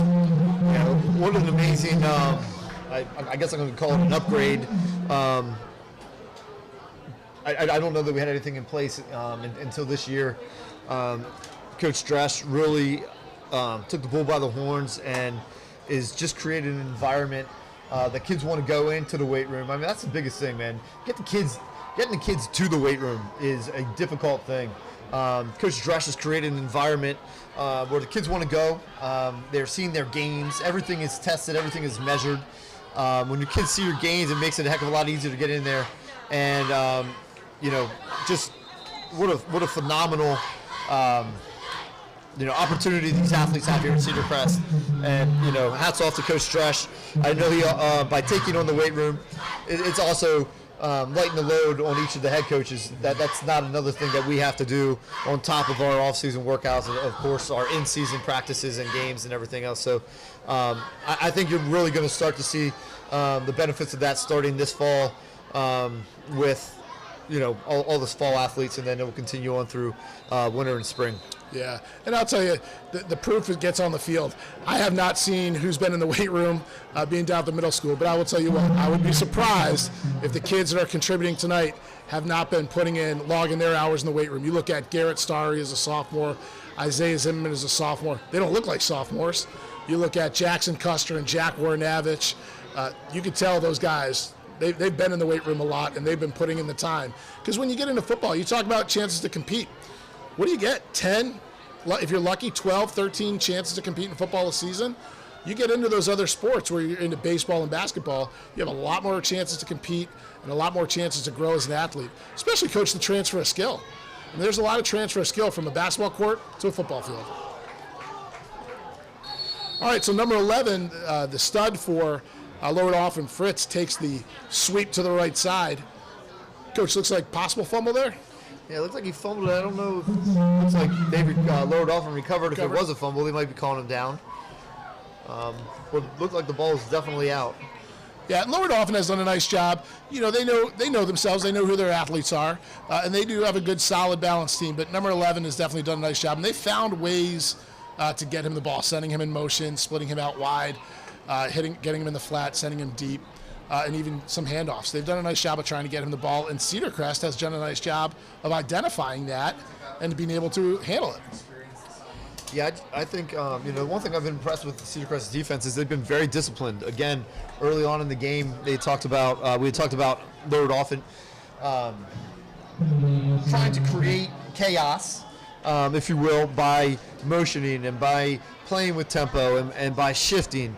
Cedar Crest has done a really, really nice job of identifying them and being disciplined in their assignments and in their alignments. And I think, just really done a really nice job on the defensive side of the ball.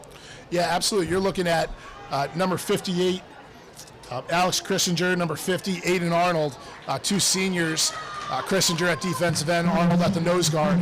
They're guys you don't often see, and they don't really want their name center of the paper, but that's because they're doing a good job. If you don't hear much about them and you see guys like Garrett Starry and Malachi Victor making tackles, that's because those defensive linemen are doing a great job in keeping the linemen off of them.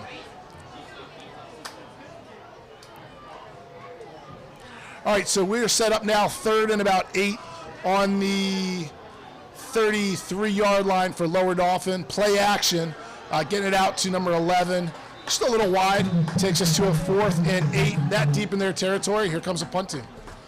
Nice job by Malachi Victor getting underneath that out route and really not allowing any space for the quarterback to complete it.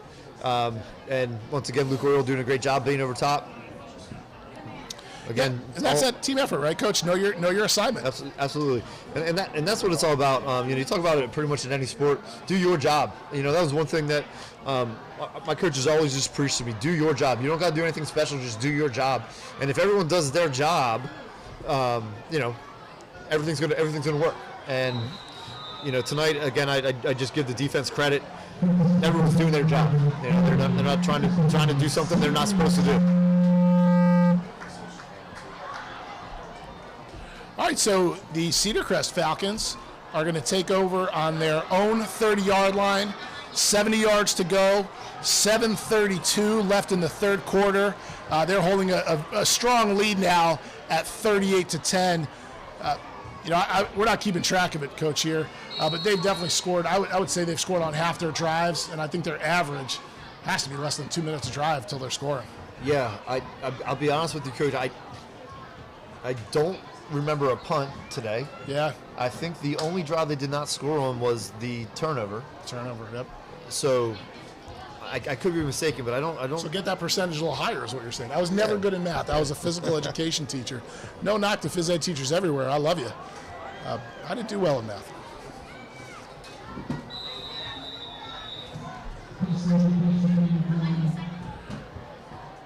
All right, so once again, Cedar Crest trying to attack the outside with that speed option, getting the ball in the hands of number 6, Cameron Tirado. Cameron's had a nice game. He's a playmaker. That's a kid you just want to get him the ball, get him in space, and let him be an athlete.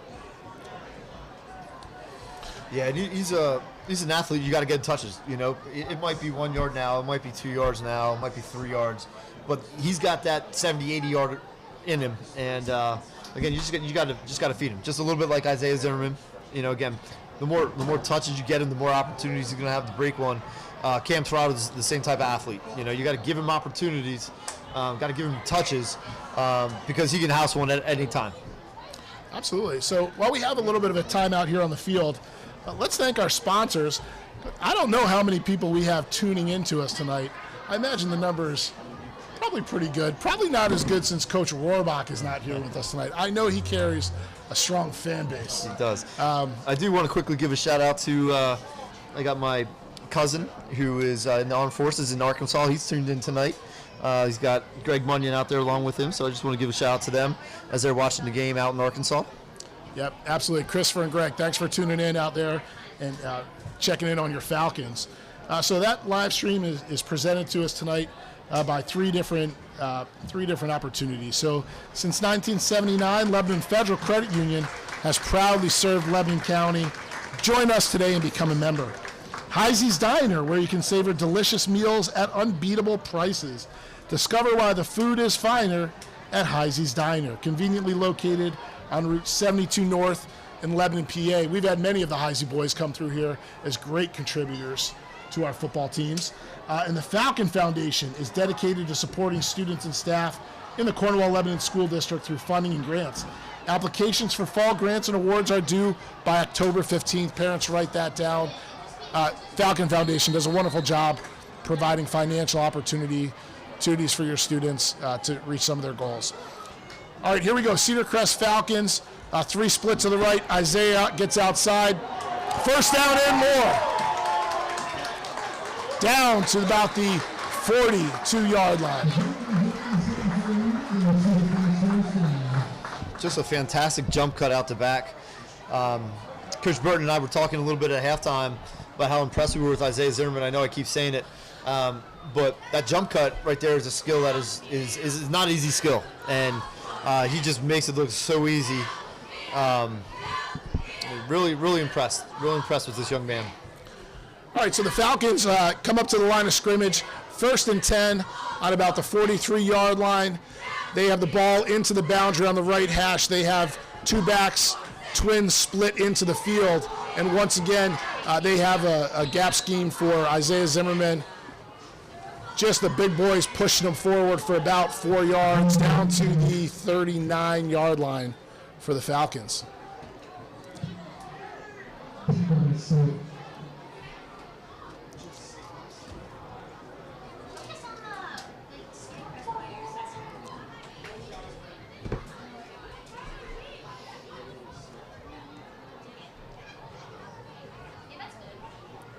Coach, I know the kids love to watch Kirk Herbstreit on Saturday Night Football, but do you remember, for some of our listeners, Keith Jackson? Oh, yeah.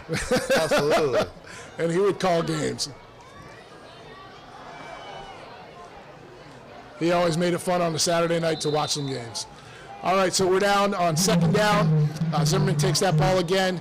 We're going to get to third and about a little over a yard. Custer's done a nice job of controlling this game, controlling the pace, and taking advantage when he needs to.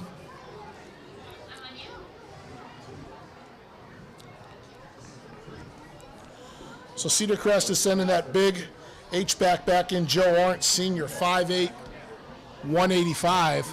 Looks like we'll probably have two backs in the backfield here. Actually, he's going to line up at halfback. We've got trips to the field and a tight end into the boundary. Lower Dauphin bringing some pressure. And Custer does the right thing. He goes down and makes sure he doesn't get a turnover. Give him an opportunity to flip the field a little bit on a punt. So, Coach, I think you're right. I believe this is the first punt of the night. As number 11, R.J. Young, 6'7", 235-pound senior comes out for the first punt for the Falcons. Coach, that's not bad, 4:48 into the third quarter. Yeah. Your first punt. Yeah, not too bad. I think if you talked to Coach Lambros last night and you told him, hey, you're not going to punt until over halfway through the third quarter, do you think he would take it? I'm sure he would. Yeah. And I'll tell you what, I think that's just Cedar Crest trying to get some different plays in there, practice some of the things they've done. So they're third and short. They're running a play action. Lower Dauphin's an odd front team. They've been blitzing all night. You're not going to sit in an odd front. And when you have a couple linebackers blitzing, they're bringing 5 and a little bit of a fumbled snap, that's hard to recover from.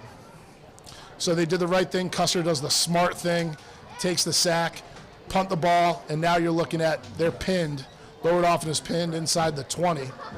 First and 10, they've got to go 80 yards. Yep, absolutely. And again, with the scoreboard, it is, the only thing you don't want to do right now is you don't want to turn the ball over if you're Cedar Crest and give any type of momentum. So of course he did a great job of just lessening the damage, right? And getting down and absolutely. Number 69, Jimmy Trump, 5'11 junior. Number 69, Jimmy Trump, 5'11 junior with a nice hit. Looks like Trump's playing defensive end. Looks like we've got an outside run to number 33, who's really been the working running back. Gerald Sanders has done a nice job for Lower Dauphin, gets to the outside.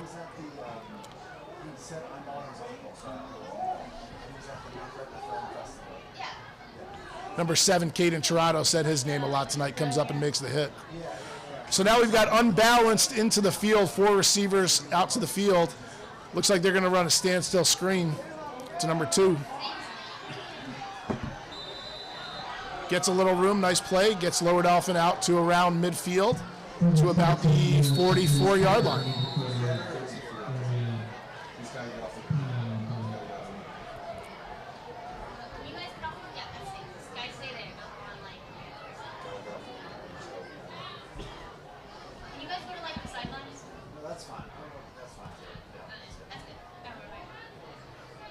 All right, Coach, so you've been in a lot of these huddles. Sometimes the fans are sitting up here watching on TV and they just wanted to say, what's Coach Lambros saying to these guys? What do you think's going on in that huddle? I think he's just talking to him again, down the distance, talking about the situation, score, reminding them about their assignments, to stay on their assignments.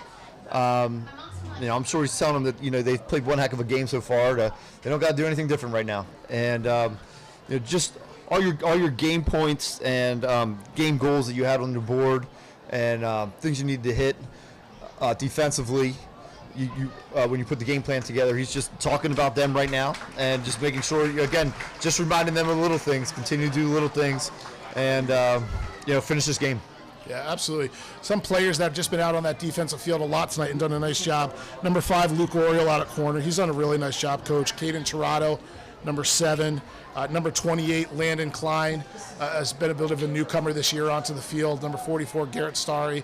Number 0, Malachi Victor. We know he's an impact player, Coach. He's just going to wait for his opportunity, but he is a solid, good player last year and will contribute for the Falcons this year. Looks like he's about to bring some heat off the edge, too. And right on key, he's able to bring some heat off the edge and disrupt that pitch out to the back and create a big loss of downs for Lower Dauphin by Malachi Victor.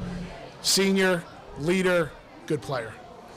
Yeah, absolutely. Voted captain, I think. He was one of them was voted captain. I could be wrong on that. But nonetheless, again, senior impact player, as you said, and just continues to make plays here in Earl Boltz Stadium for Cedar Crest. All right, Lower Dauphin, third down, looks to get half, just like you would think they would, right? Okay. Number 17 right inside of number 17, who's been out on that right corner, Caleb Fees, another senior. If I know anything about Caleb, I think he's probably been in that weight room a lot. He's a hard-working young man, and he's doing a nice job for the Falcons out at corner. Looking to run a wheel route to number 33, and Fees is right there to put the hit on him. I'll tell you what, great catch by number 33, Coach. I don't know if you saw that develop. It was just a running back taking a wheel out of the backfield down the sideline. You kind of that timing pattern and put it right on him. Made a nice hit. Yeah, I'll tell you nice what, catch. Good throw, good catch, good coverage. That was just a good football play. Good football play on all ends right there. Make him snap it again. Here we go, 4th down and 3 for Cedar Crest. The Falcons go back to their impact player, number 11, Fritz. He's able to pick it up on a quick hitch. So Lower Dauphin gets past midfield for the first time in a little while here. Falcons still playing well on Cedar Crest on the defensive side. We're looking at about the 42-yard line, Lower Dauphin into Cedar Crest territory. 1st and 10.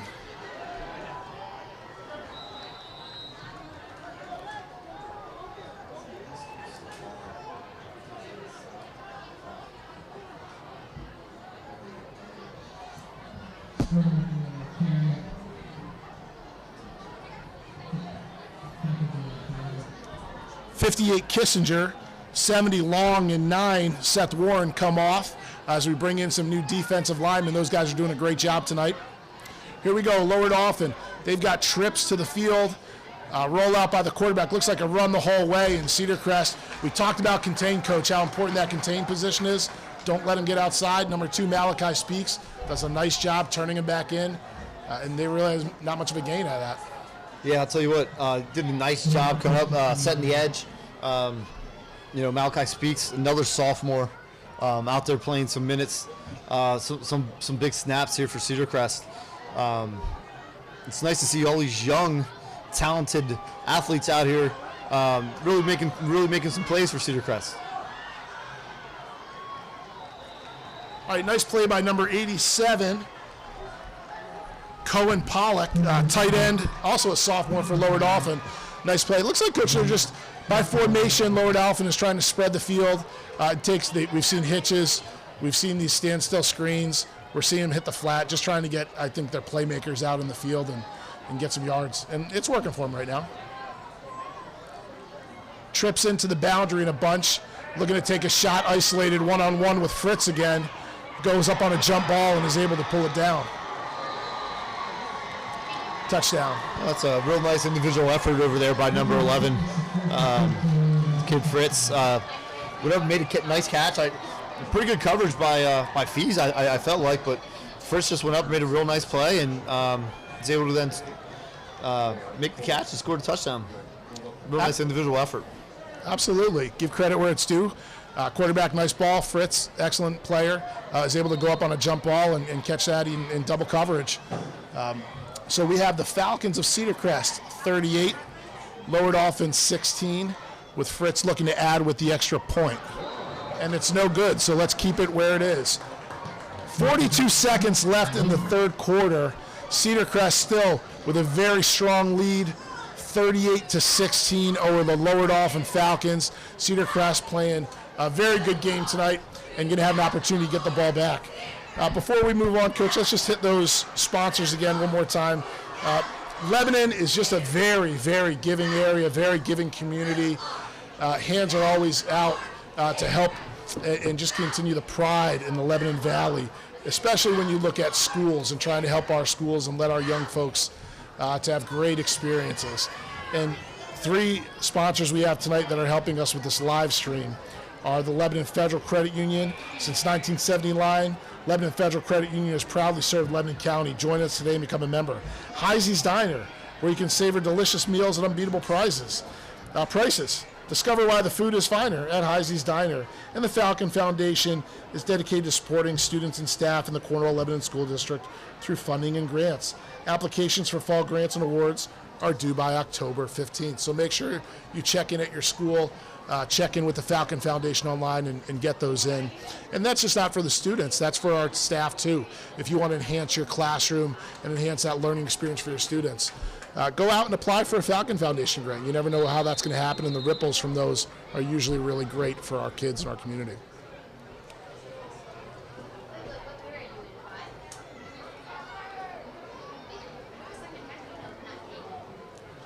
All right, Coach, who's back to receive for the Falcons? I think it's Cam Tirado and Isaiah Zimmerman. All right, Zimmerman gets it again. Up the left side, looking for another crease. Out to about the 32-yard line. Good start for the Falcons. Again, as you can see right there, he just does a nice job of being patient. And then when he sees a crease, he accelerates and hits it. He's just got a good feel for the game, good feel for the running back position. When he has the ball in his hand, he make plays as he's done all night. All right, so the line comes out to set the line. We've got Ahmed Mohammed, Alex Kissinger, Jaden Storm, Tristan Long, and Nate Harbaugh doing a nice job on the offensive line, along with Seth Warren at tight end.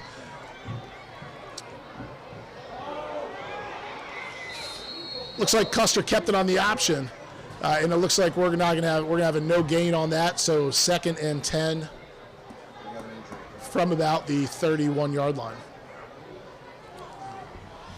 Man, it's real.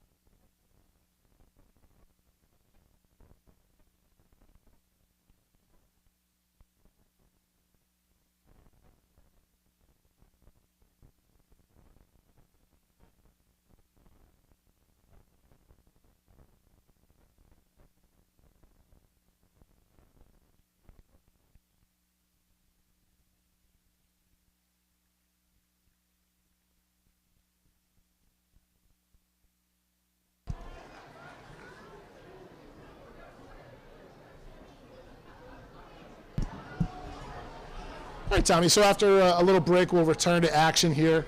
22 seconds left in the third quarter. Cedar Crest Falcons up 38-16. They're just going to let this clock run down, get into the fourth quarter with a healthy lead.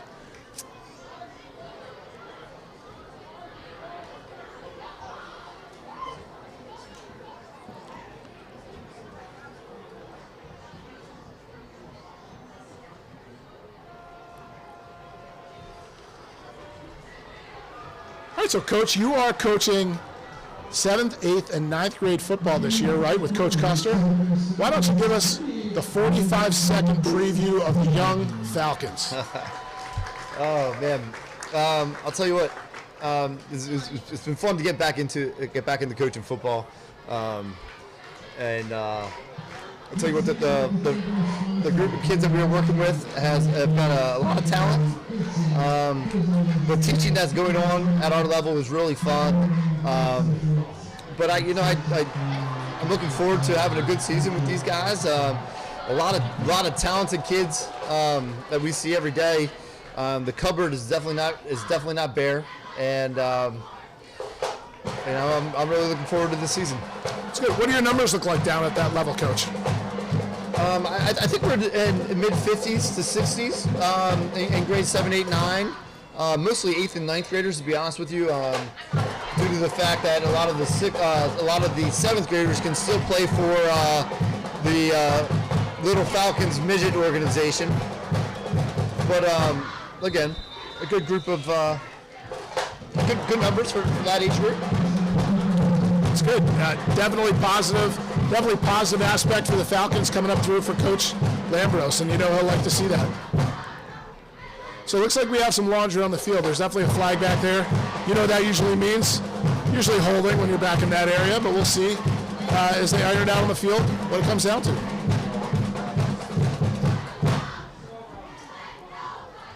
Yeah, it looks like holding's call. Cedar Crest right now is kind of shooting themselves in the feet, and this is, you asked me a little bit earlier what, Coach Lambros was looking for in his first game as the head coach, and, I said play a clean game. I know the type of discipline, that he expects from his group, and avoiding these penalties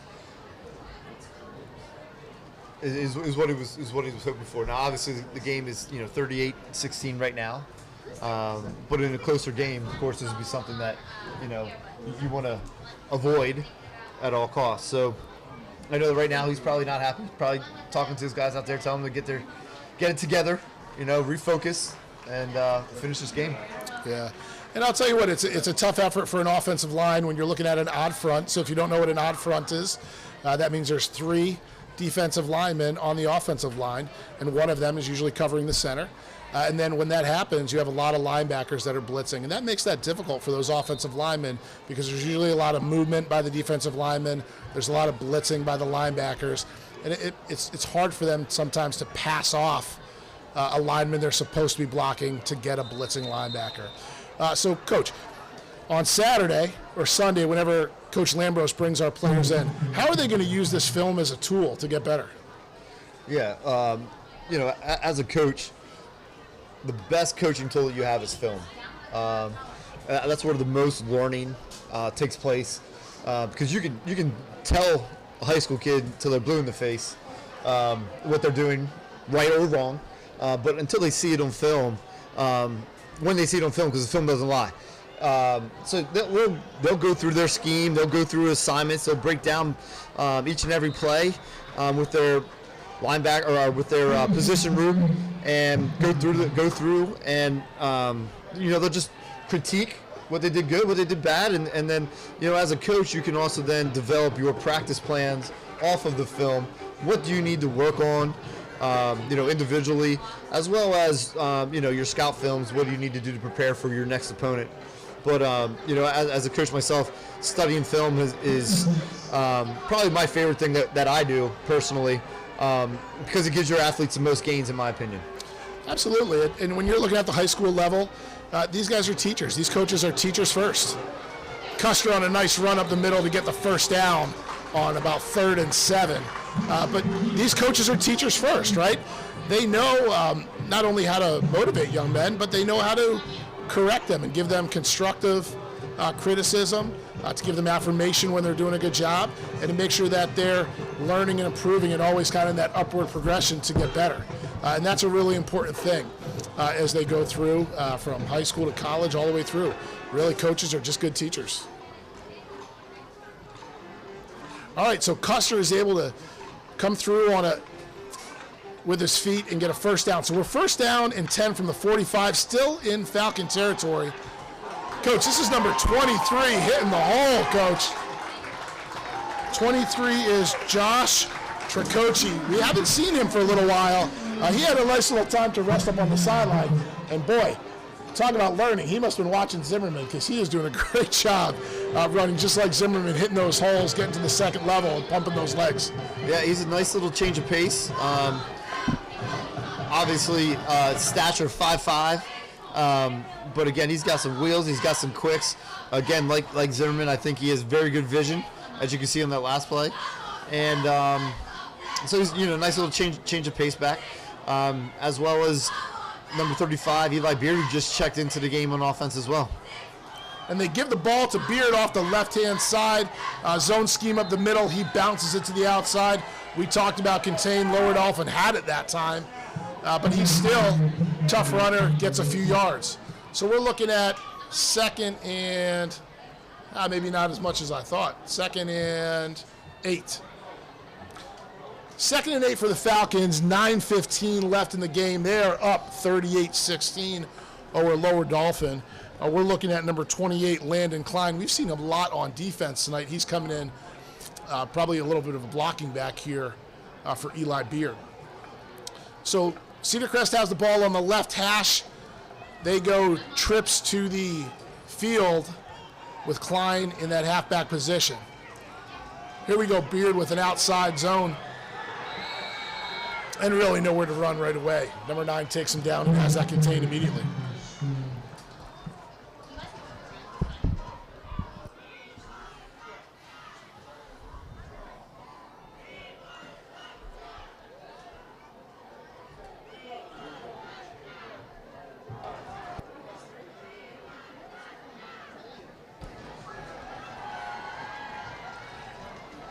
All right, so as the clock continues to run, a beautiful night here in South Lebanon Township, the campus of Cedar Crest High School at Earl Boltz Stadium. Jackson Custer, number 8, is leading these mighty Falcons. They have trips split to the field. Once again, give the ball to Beard on an outside zone, and he breaks one. Nice run, about 8 yards, gets them up to about 4th and 6. Coach, what do you think? They're inside the 40-yard line. They're in Lower Dauphin territory. 4th and 8. Stay out there and go for it? Yeah, I think so. I think so, too. Again, score, time and score right now, I think that's our best play. Another option, take a 5-yard penalty, give yourself 5 yards to let your punter have the leg, maybe try and pin him down. But me personally, I think right now, with the score where we're at, I think give it an opportunity. And the way your defense has been playing all game long.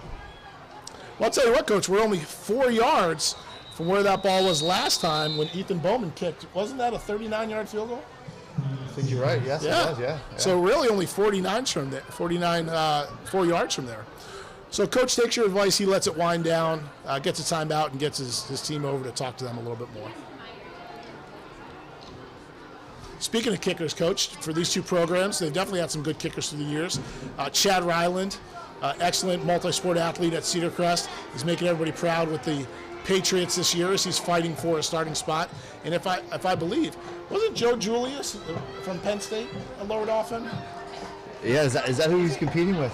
No, but I believe, didn't he kick at Penn State and he was a really good kicker? Yeah, from Lower Dauphin. He was from Lower Dauphin, wasn't he? Yeah, he was. He was always fun to watch. He was a good player, good athlete. Fan favorite of Penn State as well. I remember going up there a couple times. And, yeah. So some history of kickers for both Falcons.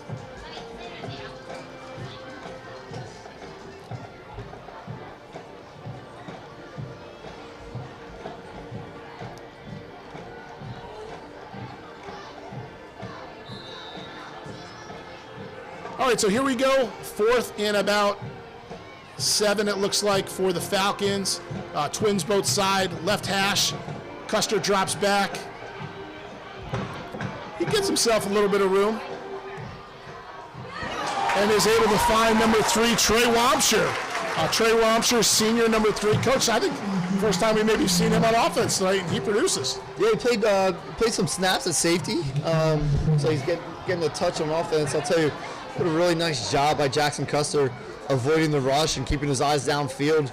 Unfortunately, it looks like there was a legal man downfield, but nonetheless, doesn't take, in my opinion, does not take away the individual effort of Jackson Custer avoiding the rush and making a great play. And unfortunately for Trey Wampshire, taking his catch away. But yeah. Well, I'll tell you what, sometimes those big guys, Coach, they wander downfield. They've been blocking all night and working hard. They like to get near the end zone, too. Well, the other thing, too, you got a quarterback like Jackson who can extend the play. It is tough for the linemen not to get themselves downfield. But, again, that's going to be something on film that Coach Lambert is going to be able to talk about, and let them know and understand, hey, listen, we got a quarterback back here who can make some plays and really extend plays, really try to fight it and hold yourself to keep yourself behind the line of scrimmage. All right, so we have number 11, R.J. Young, back out to punt for the second time tonight for the Falcons. Very nice punt last time. Let's see how he does. Lower Dolphins back on their 10-yard line awaiting the punt. And I think R.J. is just trying to take as much time as he can. Strategy coach is telling him, hey, we're up pretty heavy. Let's let this clock just tick on down. Oh, really nice punt. Oh, checks up. Oh. I'll tell you what, special teams we've talked about tonight. We've seen 2 good punts out of Young. Talk about a weapon, that is field advantage right there. When you can have a punter that can move the field 30 to 40 yards one way, that's huge. Absolutely. And then Ethan Bowman with a 39-yard field goal and hitting his extra points. Yeah, yep. Tell you what, RJ did a really nice job right there. Get some good hang time. Man, just couldn't get that second bounce to check up. But yeah, what a weapon. I mean, you get his big 6'7" foot self out there, booting balls. I wouldn't be surprised, Coach, if we see him fake one time this year and just let him run, see what can happen. I just hope that We've seen him run on the basketball court. I need him very much come the wintertime. But no, I'll tell you what, RJ didn't play last year, wanted to come out this year as a senior, and I know that he's really bought into the discipline of it, and I think it's going to be a good thing for him. And I know he's going to play some defensive end for him this year. He's going to play backup quarterback, and of course he's our punter. So good for RJ, and I'm happy for him. And he's going to do some big things this fall. He's going to do some really great things this winter on the basketball court. All right, swing pass out to the flat. Number 14, Connor McCracken, enters the game on defense and is able to chase him down from behind. Still, number 53, Wyatt Fox. Number 69, Jimmy Trump, have been doing a nice job in there on the defensive line, and they're still in. Along with Starry at middle linebacker, number 44.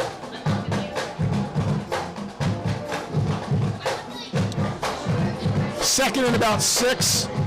We have unbalanced split to the field. We've seen this a few times. Quick screen out to the wide receiver. 3 blockers out in front of him, trying to get him out in space.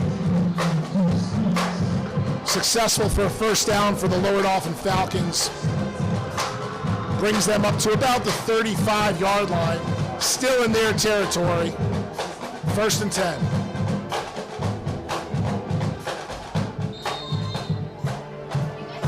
Lower Dauphin with 2 backs, a halfback, 2 split into the boundary, and number 11 split out wide. 2 goes in motion. Looks like they're looking to take a shot deep to number 11 again. And number 17, Caleb Fees, does a nice job breaking that up and staying. Really, Coach, I've never played quarterback, but it looked like he did a nice job getting between the receiver and the ball. Yeah, he did a real nice job right there. Again, the defensive backs have been very disciplined all game long, and they've done a real nice job of keeping the wide receivers in front of them, and when having an opportunity to make a play on the ball, making the play on the ball. So they've done a nice job.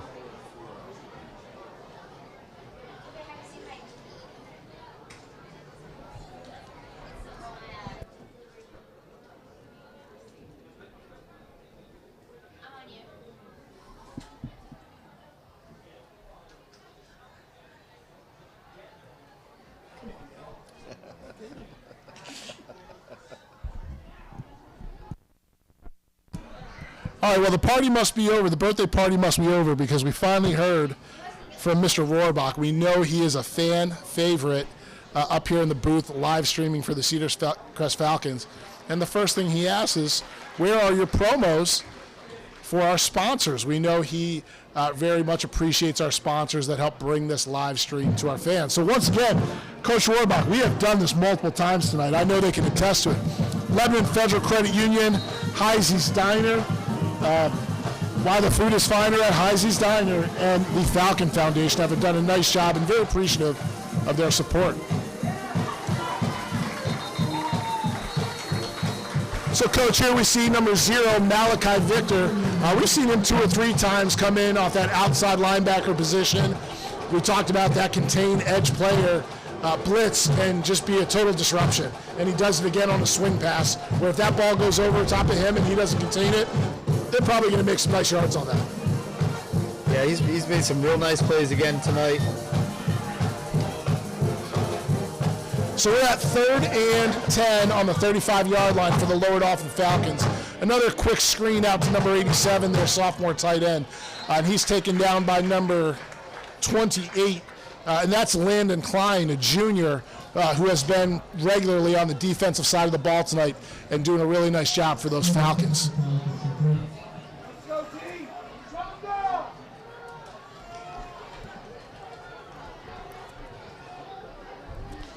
So let's go to 4th and 4.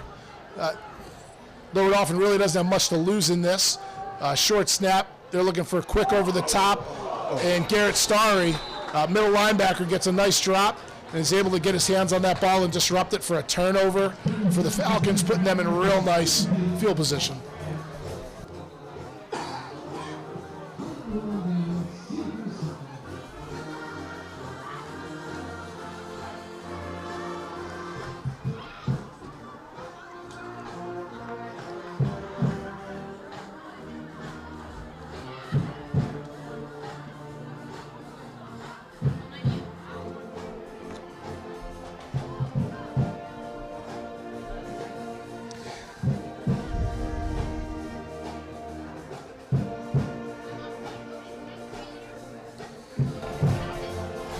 All right, so the Falcons come out Cedar Crest to take the ball again at the 42-yard line in Lower Dauphin territory. Coach Lambros elects to keep his starters out on the field as we see Jackson Custer with a pitch out to Tirado on the outside.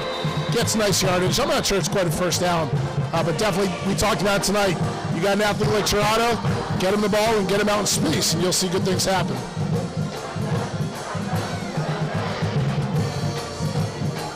All right, Coach, now you can have a little fun. 2nd and 2 on your 32-yard line. Maybe this is where we see another one of those play-action looks up to Jack Warren Average for a touchdown. What do you think? Yeah, great. This is great down and distance, right? 2nd and short, great opportunity to take a shot play. Instead, Custer takes it himself on that quarterback option, keeps the ball, and enough to get up for a first down.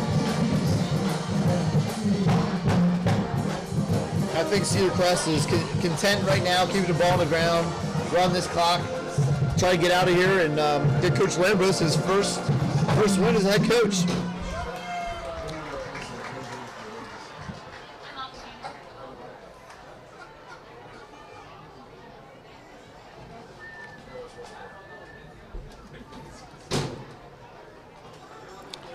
All right, so 1st and 10 on the 31-yard line.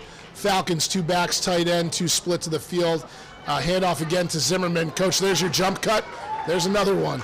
Driving for a first down inside of the 15-yard line. Great vision, great legs. Zimmerman, he's hard to be stopped. Yeah, very nice debut.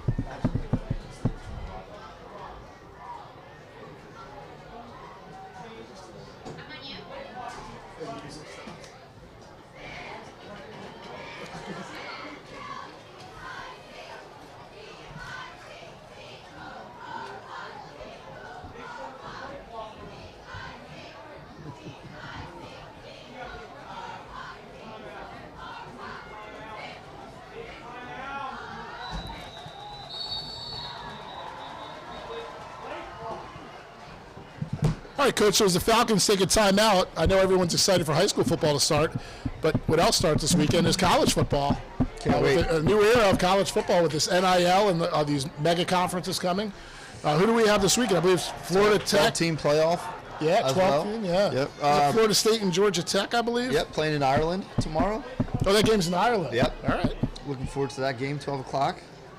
There's some other games on. I'm not too sure. I think that is the one of note for tomorrow. And then, of course, next weekend is week 1 when most teams will be playing, and really can't wait for that.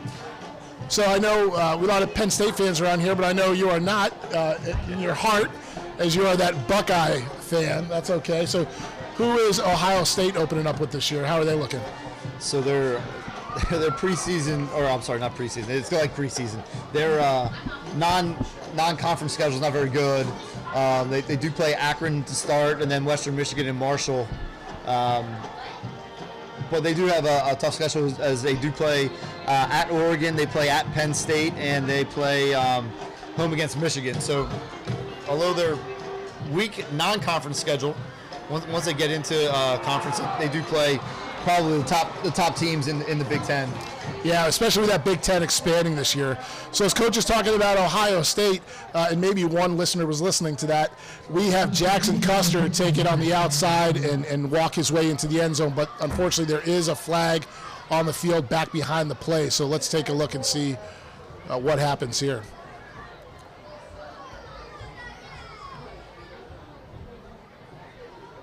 As you know, Coach, I am a Notre Dame fan, and they're opening up with the 12th man Texas A&M Aggies next weekend. Week 1 game. I'll tell you what, that slate of games week 1, I can't wait.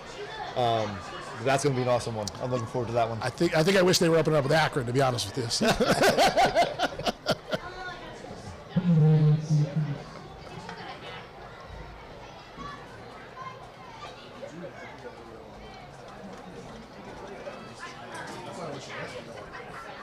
All right, so that's going to come back for the Falcons. Looks like the ball's going to end up on about the 19-yard line. 1st and 10, 19-yard line. 2 backs, tight end into the boundary, split to the field. Custer sends his back in motion. Zimmerman again with the ball driving forward. Looks like he gets about half or so.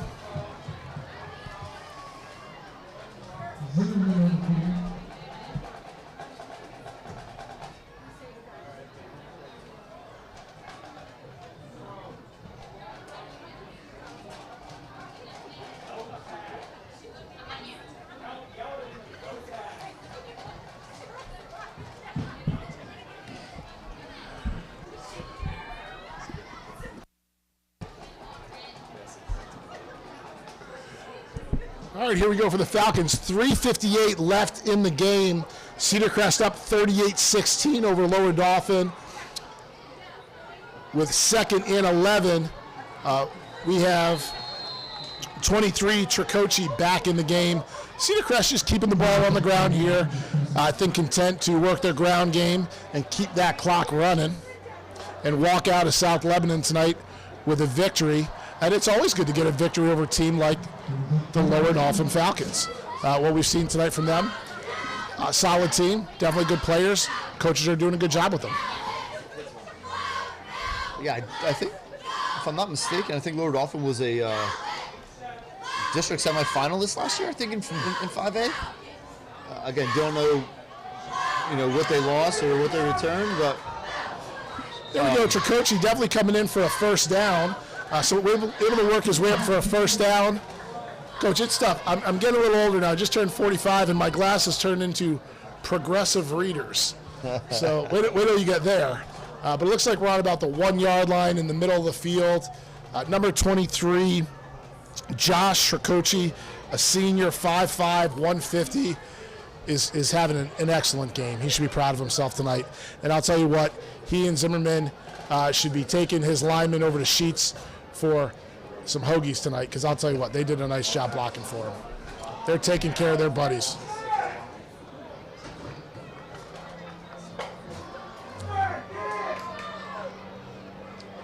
Close.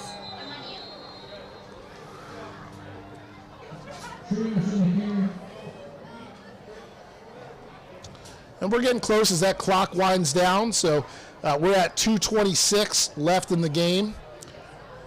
2nd and goal from the 2-yard line for the Falcons. Cedar Crest is up 38-16, looking to put the icing on the cake right here and give themselves one more touchdown, another opportunity on film to see how well they're doing. And he buries his way in. Tricocci, great job running those feet. Another score for the Falcons.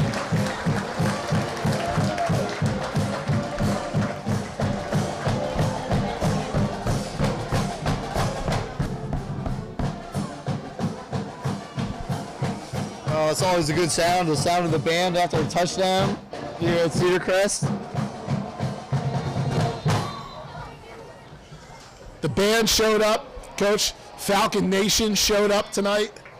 I'll tell you what, they're here to support their players. They're doing a great job. They always do here at Cedar Crest. Coach, how does that mean? You've coached in so many big games here. What does that mean for your players when Falcon Nation shows up to support them? Man, in the gym, that 6th man is something special, man. And, in the biggest games that we've played, they've shown up, they've been there, and, there's it's really hard to explain, but the difference that they make. And then, of course, here at home at Earl Boltz Stadium,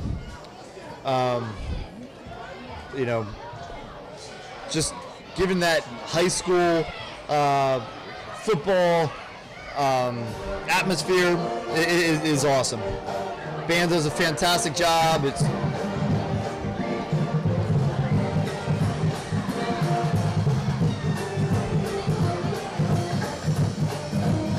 All right, so let's set the stage here for our fans that are watching on TV. It is the 4th quarter. There are 2 minutes and 5 seconds remaining in the game.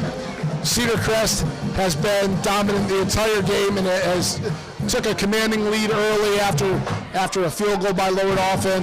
Next thing you know, it's 21-3 Falcons, and they haven't looked back since. So we're going 2 minutes left in the game. Cedar Crest Falcons 45 after another touchdown. Lower Dauphin 16. And Eli Beard, who's been excellent at kickoffs all night, buries another one deep in Falcon territory.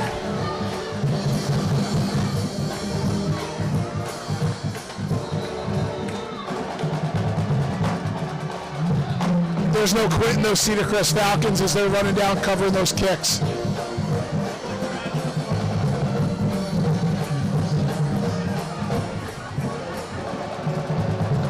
Here's a great opportunity to get some of your younger players in the game and get some experience and get some development in their game. I'm not sure when the JV game is, if it's Monday afternoon or tomorrow morning.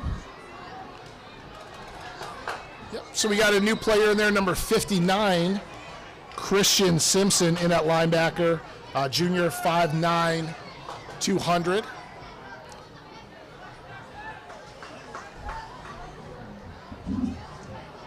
Number 13, Connor Thompson, senior, 5'10", 170s in at outside backer. Number 12, Julius Santana. If I remember, Julius is a big Ohio State fan, Coach. Yes, he is. He is. Likes those Buckeyes. Number 12, he's in at linebacker. Seniors coming in. They were contributing on special teams and getting some time on the defensive side of the ball. Now we're seeing number 42, Ben Custer. That's Jackson's younger brother. A little bit bigger brother, right? 42 coming in at defensive end. Number 63, Austin Brubaker, another senior, coming in and getting some time for the Falcons. Getting a paycheck for all the work they've been putting into. Brubaker actually does a really nice job at defensive end, taking on that trap, spilling that back to the outside. As his number 12, his outside linebacker, Julius Santana, is able to come up and make a nice hit and a stop, and that's how it's done. So 4th in about 26 seconds left in the game. Cedar Crest Falcons are up 45-16, and I don't think Lower Dauphin is in a rush to run their final play of the game.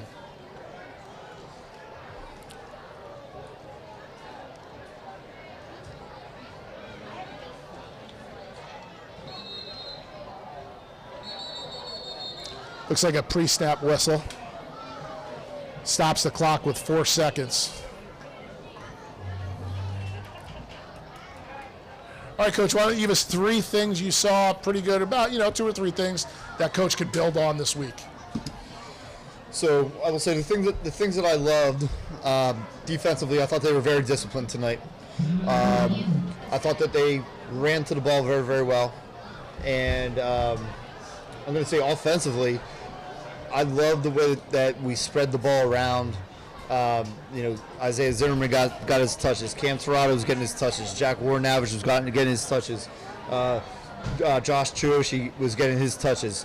I think they were a very dangerous team. On top of that, Jackson Custer at the quarterback making plays.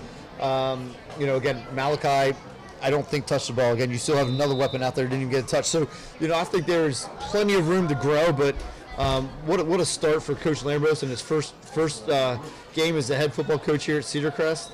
And great job by these Falcons. Absolutely, 20 years or so on the staff, gets his first official win.